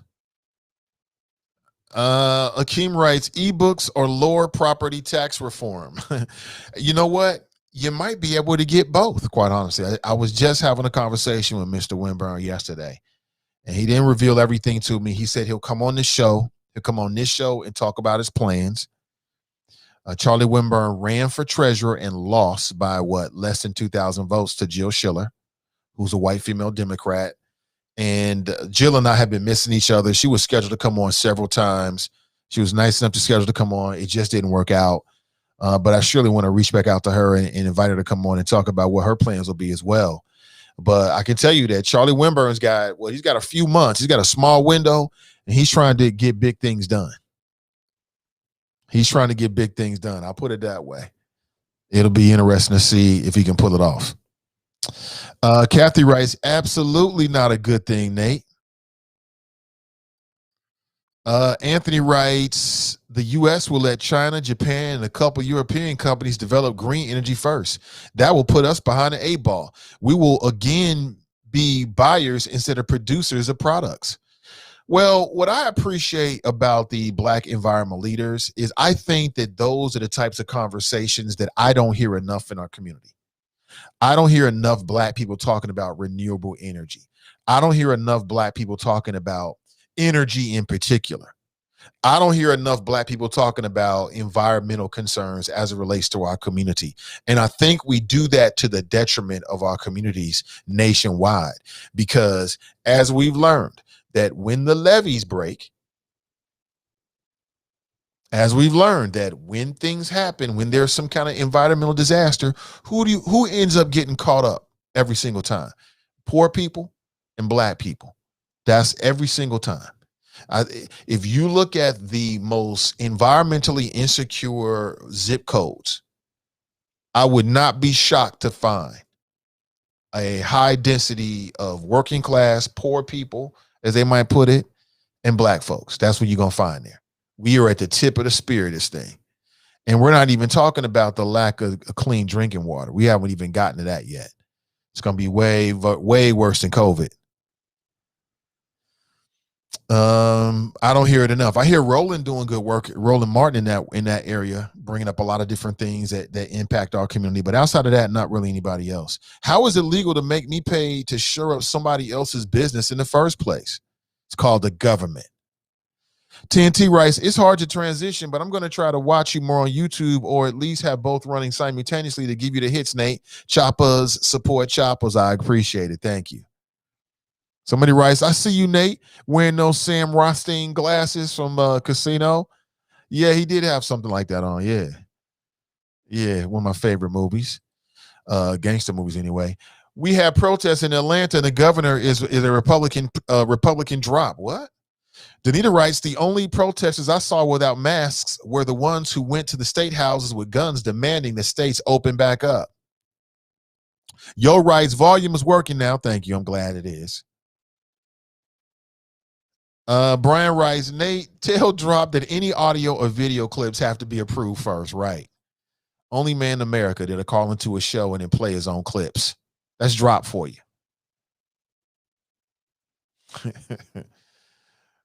Oh, man.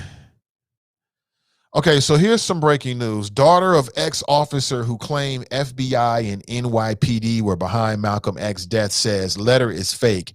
Family says she was estranged from her father. So you remember a couple of weeks back, it was like the week that we were celebrating the death of Malcolm X. It was like within that same time frame, going back to like February the 20th. Apparently a letter surfaced that claimed to be a letter, like a deathbed confession from a longtime member of law enforcement, claiming that he had intimate knowledge that the FBI and local the police were involved in setting the environment that led to the death of Malcolm X. Allegedly, what they did is, like in the days right before he was supposed to be at that ballroom, they made some moves and arrested his bodyguards, and therefore left him more vulnerable to what they probably knew was going to be an assassination attempt. Remember this? So now the estranged daughter of that informant, the person who read the letter, is saying that the letter was all fake. Can y'all give us something to believe in? Which is it, damn it? Give me something to believe in. I don't know what to believe now. I mean, it is what it is. What's up, Grizz? Appreciate the support always. Get with neighbors in a group and see if you can get a deal with a solar company on pricing. Get with neighbors. Greg writes, good morning, Nate and the Choppers. Just listening in now. Hey, good to see you, Greg. Get with neighbors? What the hell? A lot of people don't even know their neighbors. It is what it is. If you just tuning in this morning, we kicked off the show talking about two things. Number one, I shared a video with you that may be viral at this point. I know I've seen it in a lot of different places, of a black man in Chicago who was roughly arrested, thrown to the ground, slammed to the ground at least twice, and by his own words, because he had a shocked look on his face. And, these are the type of occurrences I think that need to be taken more seriously.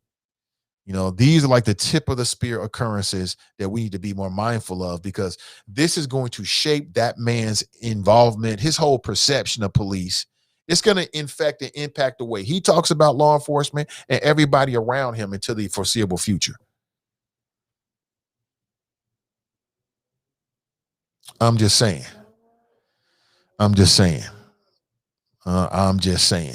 Also, the QAnon folks this morning are looking for there to be something is supposed to happen today. I'm just making you aware. QAnon, they believe that March 4th, which is today, will be a day that is going to lead to Donald Trump coming back. Apparently, March 4th has some significance because before the 20th Amendment of the U.S. Constitution that was adopted in 1933, it moved the swearing-in date of the president and Congress to January. Before that, American leaders took the oath of office on March 1st. So that's why today is so significant in the minds of QAnon people, because previous to 1933 and before the 20th Amendment of the U.S. Constitution, the swearing-in date for president and for members of Congress was not in January as it is now. It was today on March 4th. And now, because of it, they believe that Donald Trump is going to come back to power as president and now become the 19th president. Now, even though he was the 45th president, they believe this.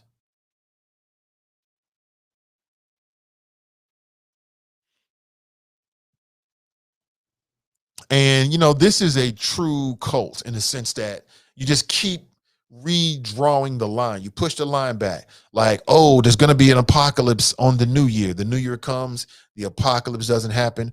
Oh, God wants us to contemplate for another year. Next year, there's going to be an apocalypse. The next year comes, nothing happens.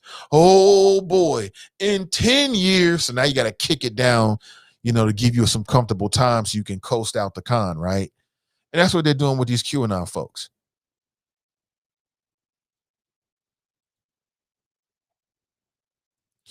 So I share this with you, family, so that you can keep your head up and be aware about what the hell is going on out here. Fake or not, we know Brother X was set up. Yes, he was, Anthony, 100%. Dale Rice, estranged is the operative word from that daughter. Angela writes, of course they would say it was fake, right? Of course, you got to. But we didn't need a letter to know the truth. We already know that law enforcement was involved with it. It is what it is. Come on now, let's be adult about it. All right, coming up today at 1 p.m., you got Midday Juice with Ask Ashley. You ask the questions. She simply answers. She simply answers in a very informative and entertaining way. All right, so check it out. That's Midday Juice, Ask Ashley, today at 1 p.m. It is what it is. What's up, Tom? Tom Lindbergh on YouTube. What up with you, Tom? It is what it is, Tom. That's right. Someone needs to check these QAnon folks. Their mental health can't be up to par right now. So many disappointments, waiting on something to come to pass. What's up, Brian? You're right about that. Today is going to come and go. And then tomorrow, we're going to see all these long faces and interviews with mainstream media, with QAnon folks. And they will come up with some new rationale that explains it. Oh, well, if it doesn't happen today, I'm sure that Trump has a plan. What exactly? If anybody in the world had a plan, I don't think it's him. Derek Longmire writes, what about that gas pipeline they're going to be running under Roselawn Park, baseball fields, and Seymour Avenue? Ain't heard nothing from black folks, huh? Can you send me a link, Derek? That's interesting. Rachel writes, QAnon is a cult. They have a golden calf, make false predictions, and are talking about the return of Trump like the return of Christ, and they are supposed to be Christians, right? That's right. Who knew that about who's got time to be researching the Constitution to find these obscure dates and times? Like, somebody out there is running a major con, and I just want to know if they're making money off of it. Like, somebody is getting up, Q, who the hell is Q? We don't really know. That's the mysterious sort of like, nom de guerre or stage name or whatever the fuck, Instagram handle, Facebook handle, whatever, Xbox tag of the leader of the QAnon folks, Q, that drops these obscure breadcrumbs on the internet, and then these folks supposed to follow it like it's some kind of damn cartoon. But again, people are bored. People are bored with COVID. QAnon gives people something to do. QAnon gives people something to do. Simple as that. In Fort Lauderdale, Florida, an officer who shot a protester in the face with a rubber bullet at a Black Lives Matter protest, this happened last year, has been cleared of wrongdoing. Her name is Latoya Ratliff. She was hit with a rubber bullet during a protest last May.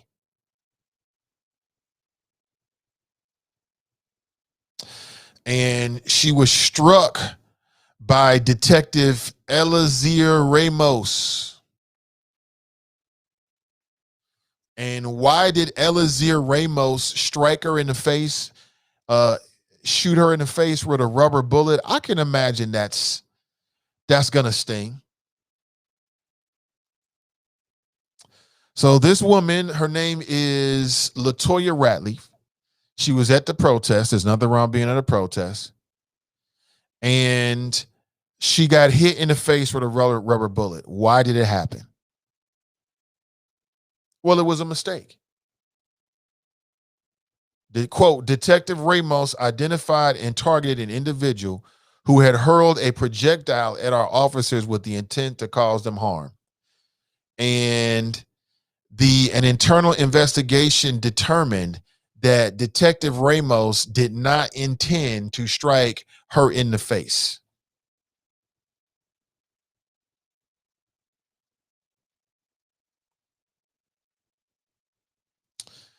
And I'm wondering, how do you feel about this?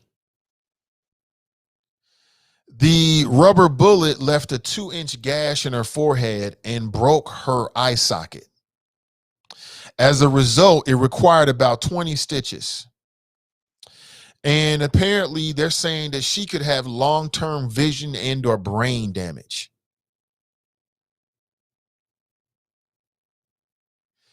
The department concluded that Detective Ramos had intended to fire his weapon at a protester who was trying to pick up a tear gas canister that was releasing gas. The interim police chief offered an apology.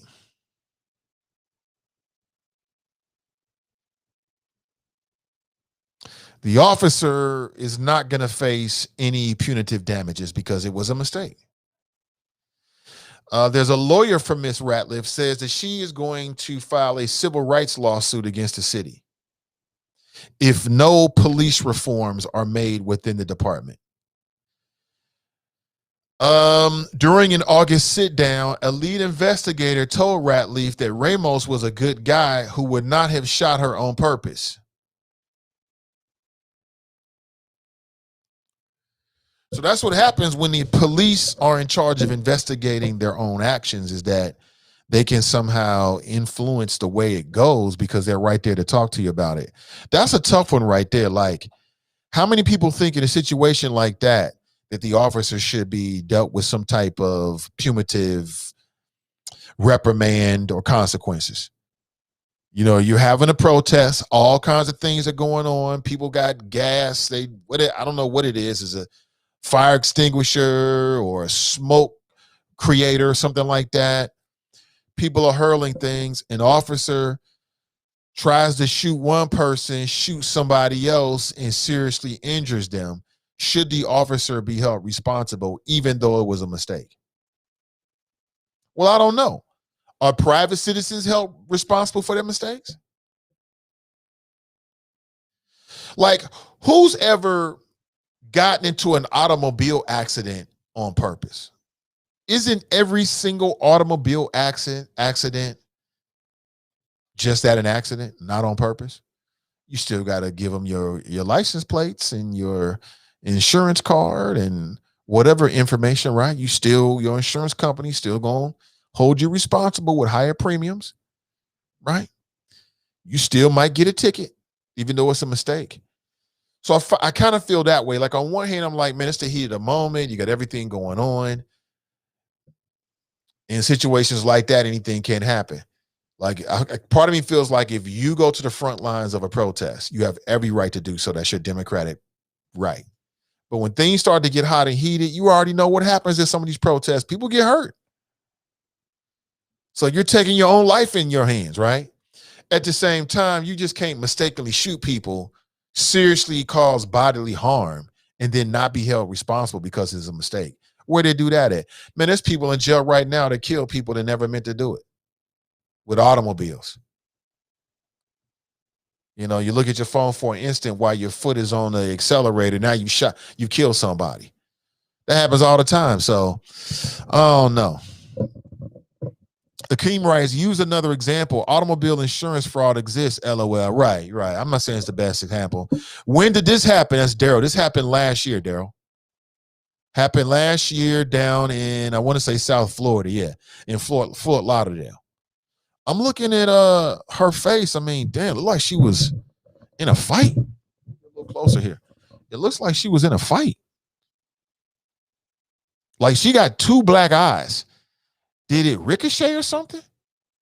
How do you get two black eyes? But I think it just goes to show you the severity of her injuries. That she probably got hit in one place, but it broke. She's got bruises on both sides. Damn, not good.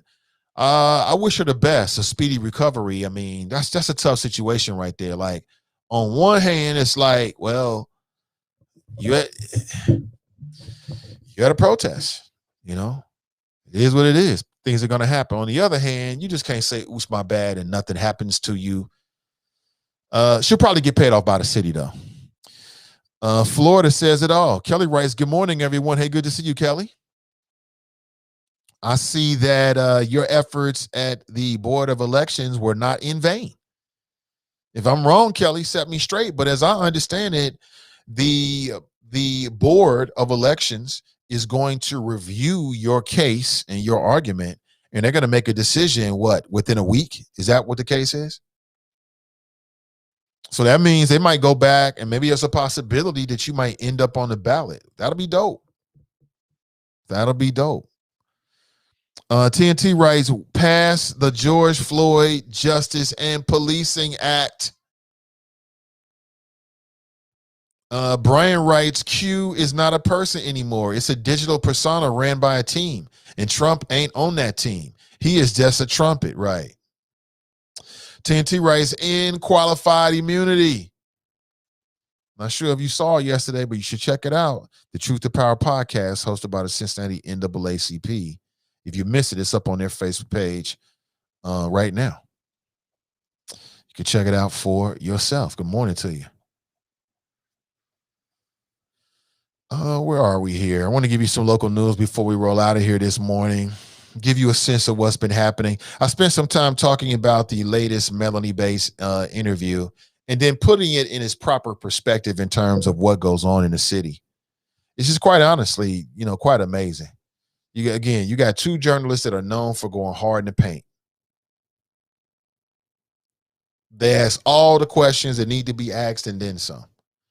Comes to Melanie Bates, it's an ass-kissing contest. Who can put their lips on Melanie Bates' arse more than the other? Terrible. Worst local interview all year long. Terrible, terrible, terrible. I can't say it enough. Qualified immunity only applies to federal cases. Prosecute and jail cops for a long time, and they will be less likely to do it. If cops have to start paying for killing people, capitalism will just create insurance cops can carry to cover it. Watch. That's interesting. Could be. Charlie Wimber's in the house. He writes, good morning, great people. Hey, good to see you. Good to see you this morning, as always. Looking forward to catching up with you. What's up, Queen Ebony J? Good morning. She writes, good morning, Queens and Kings. Good to see you. As always, sis doing big things out here. Good to see it. Yeah, 100%.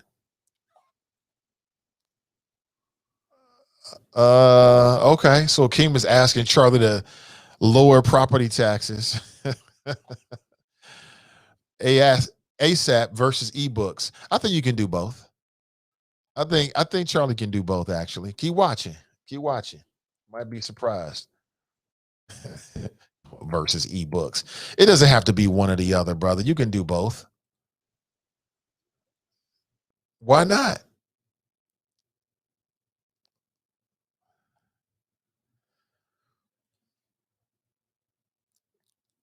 Let me see here.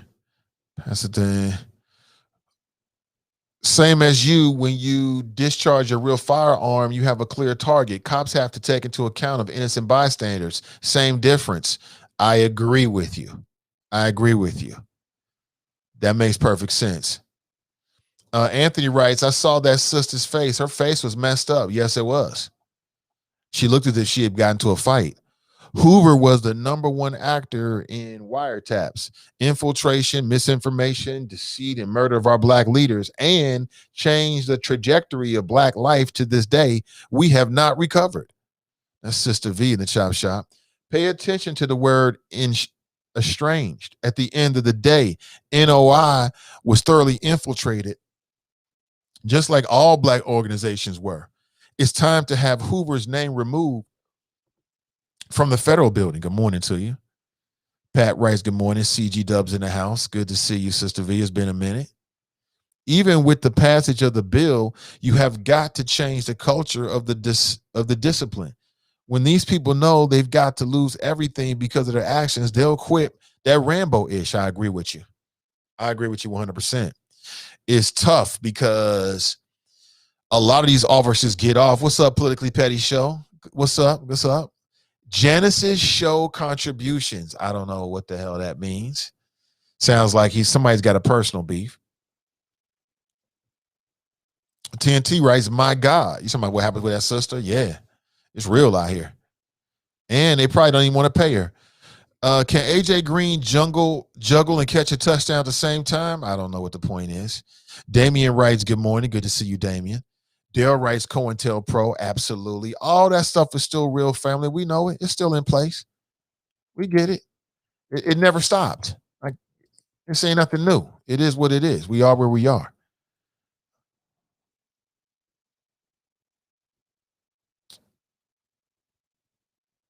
All right, looking good, looking good. I'm loving it. I'm loving it. Somebody writes more evidence that Melanie Bates is a terrible human being. I don't know. I don't want to beat a dead horse. You know what I'm saying? I don't want to beat a dead horse. After listening to the interview, if I don't think it really helped her, but that's just me. That's just me. CPS School Board President says it's time to stop bickering and unite our kids. I don't know what that means exactly. Okay, when she says let's stop bickering, who's bickering? And I think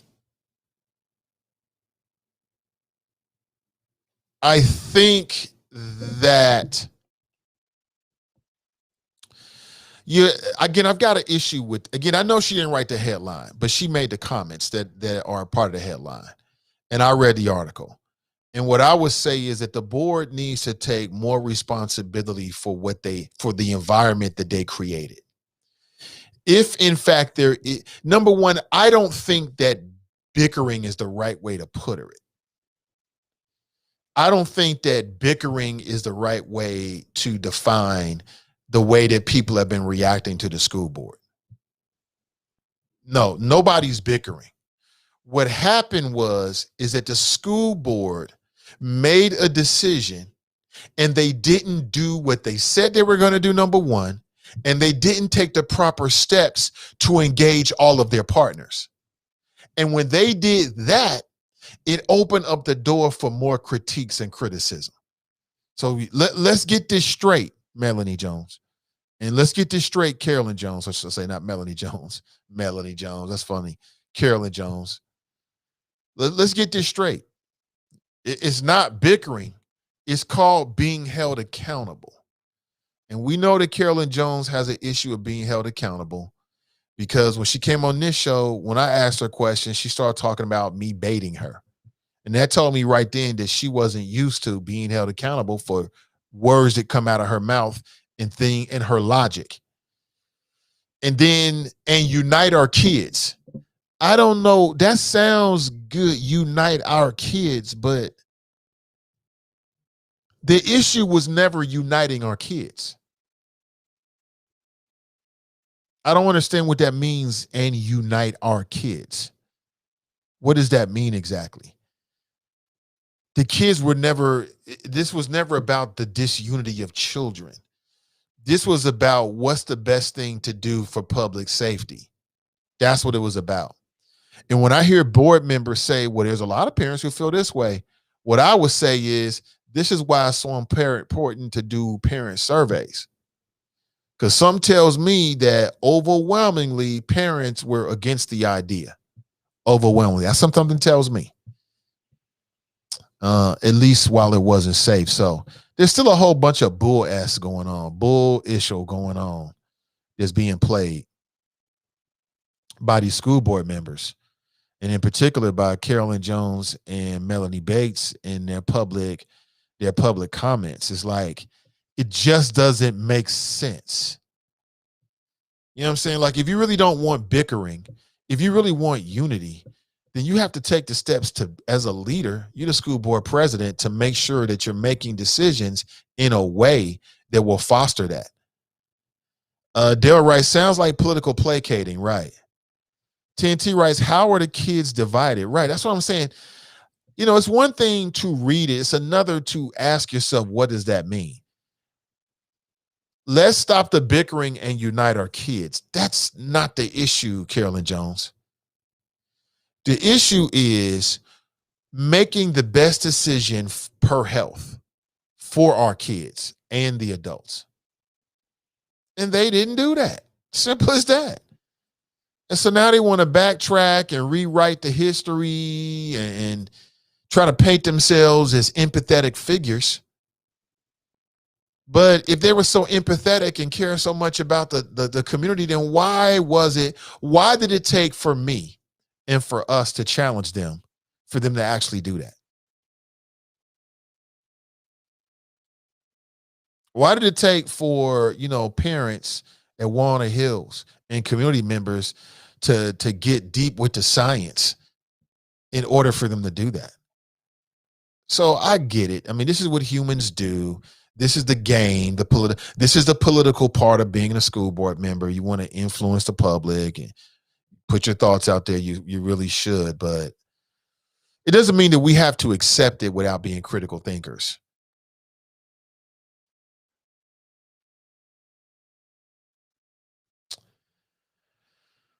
Let me see. And then making vows about stuff that you don't really have to tell us. The board is united to serving all of the district, especially the families most vulnerable to the coronavirus deadly effects.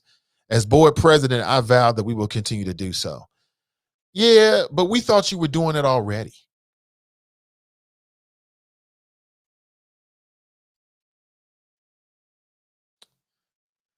So basically, what I'm getting from Carolyn Jones is, yeah, we did some dumb shit, but that's behind us now. Let's just move forward and all be Cincinnati polite. This is a classic Cincinnati polite op-ed piece, in my opinion, but that's just me. What do you think? 513-873-7134. Like TNT said, how are the kids divided? What is she talking about? Let's unite our kids. What are they going to do? Like the Wonder Twins? I mean, what are the kids united for? The kids are united. It depends on what you mean. I don't know, man. Don't get me started. Don't get me started. Don't get me started. Brian writes, if they would have provided two viable options, there would have been less smoke. But they assumed people would roll over and accept whatever without a response. Then when the questions came, they were caught off guard. Brian just put it perfectly. Right. Had they did this work beforehand, there would have been less smoke. Had they did the parent surveys beforehand, there would have been less ambiguity. Had they been talking with the community along the way, it never would have got to this point. But he's right. They thought that they was going to do whatever they wanted to do, say whatever they want to say, whether it makes sense or not, and nobody's going to hold them accountable. No one's going to challenge them on the letter of every word that they said. That's what they thought. And then at least two of them, Ryan Messer and Melanie Bates, start talking about being bullied. Yet another thing that Jason Williams and Sharon Coolidge, I'm telling you, man, I understand the necessity of having a podcast at all. And I said this before because they was having a conversation about race about a year or two ago. It was the worst conversation ever. They were ill-equipped to have the conversation. I don't remember what it was about, but they were completely fish out of water. And not every journalist is fit to lead every conversation. And it's just terrible, but I'm sure it'll suit his purposes, though. Danita writes, I think parents on both sides feel unheard or that their decision for their kids' education on value. Both sides want to be able to make a decision and want the school board to provide choices that can help their kids. Could be. Could be. I think that might be fair. Anthony writes, I guess in her mind, valid arguments are bickering to her, right? Bickering. So, Carolyn, how did you arrive at your decision? Yabba dabba doo, yabba dabba doo. Well, Carolyn, that doesn't make any sense. Why are you baiting me? Why are we bickering?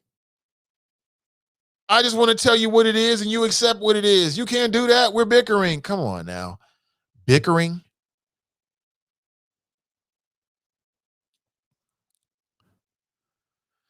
I think what it underscores is the power of the community and the voices of the community. There's value. There's power and value in that. There's power and value in that. And that's what I think we're starting to see more and more of. Don't let your voice be stifled. Don't let anybody tell you that a small group of motivated people can't make moves. They can. Bessie Sunderman for Cincinnati. Now she's all over. She's on Facebook now posting about CPS learning options. Education, Innovation, and Growth Committee. Oh, okay, she's a chair. Okay, well, that would make sense then. Okay. So now how has CPS virtual and hybrid learning during the pandemic affected you, your family, or your clients? Mental health, finances, employment. Do you have concerns about returning to 5-day in-person school? Should each family get to choose either virtual or in-person? And see, that's the other thing about me is now human beings, we've never been so caught up with ourselves as we are right now as a race, as a human race. And so now human beings have been coddled into believing that whatever you want, you're supposed to get. So now people are expecting for CPS to give you whatever option you say you want. I was never in favor of that. That's never been what I've been arguing for. I just want to know what's best health-wise for all of the students, including my own. But it looks like Ginger's girl power is going to stick together here. But we'll have to wait and see. It is what it is. It is what it is. All right. Good morning. Good morning. I appreciate you. I want to say this again so that if you're interested, you know exactly how to get involved.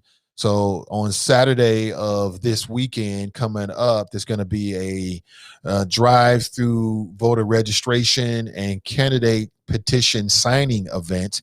It's going to be from 12 noon to 2 p.m. on Saturday. It's going to be at the Truth and Destiny UCC at 2645 West North Bend Road. It's over in the Mount Airy area. Okay. Then on Sunday, if you're on Facebook, make sure that you check out Common Strategies. They're going to be doing a live stream called Let's Talk About It, Ohio's Environmental Health Disparities. And if you're a person of color or a Black person that lives in Ohio, I think in particular you should pay attention to this. Learn more about some of the environmental disparities where you live and what perhaps you can do about it. And I've got the image on the screen there. It's going to be on Sunday at 1 p.m. Make sure you check that out. Also coming up on the 19th of March, it'll be a Friday. Charlie Winburn is going to be sworn in, and you can be there. The public is welcome. He's the first African-American Hamilton County treasurer. And this is an event that you can attend live. It's going to be at the Corinthian Baptist Church. Shout out to my Corinthian church family over there from 1 p.m. to 2 p.m. So just an hour-long event. If you don't know, that's at 1920 Tennessee Avenue here in Cincinnati, Ohio. If you're looking for more information, you can call Zakiya Allen at 477-8098. Again, 513-477-8098. And they'll have a complimentary box lunch to go for all of the participants. Masks are required, and there'll be plenty of distancing and space for you. Okay, make sure you take advantage of the opportunity to download a free ebook from the folks over at renewcommunitychurch.org this morning. They're kicking off their Focus 2021 series, and this is how they're doing it. They want to give you something for free. It's a ebook that will give you and be a source of inspiration for you throughout the rest of the year, and perhaps motivation for you as well. All right. Now, to go along with it, you can also sign up for 30 minutes of coaching with Charlie Winburn. He'll coach you on business issues, life issues, spiritual issues, strictly confidential, and perhaps it will be a resource and a benefit to you. Again, that's the Focus 2021 series. All right. All right, good people. Oh, one more thing. Yes, I definitely want to make sure that I remind you about the opportunity that's being provided by the folks at the Pinnacle Protection Agency. You can send your resume to info@pinnacleprotectionagency.com. They are seeking professional camera, DVR, and alarm installers. That's the folks at pinnacleprotectionagency.com. For more information, 513-506-5010. Again, 513-506-5010 for more information. And when you give them a call, perhaps you're looking for their services. Make sure you tell them you heard about it on the Nathan Ivey Show. I appreciate you. Let me see. Dale writes, who is the audience that she's targeting? The parents, other school board members, or other stakeholders? Are you talking about Melanie Bates or are you talking about Carolyn Jones? I'm not sure which one you're talking about. Danita writes, if people would have been adults and understood that people wanted to do what they felt was best for their children, we wouldn't be here either. If people would have been adults and understood that people wanted to do what they felt was best for their children, we wouldn't be here either. I don't think that was the issue. If you talk to people on both sides of the issues, those who want their kids back called those who wanted to. If you talk to people on both sides of the issues, those who want their kids back called those who wanted to be remote sheep and fearmongers.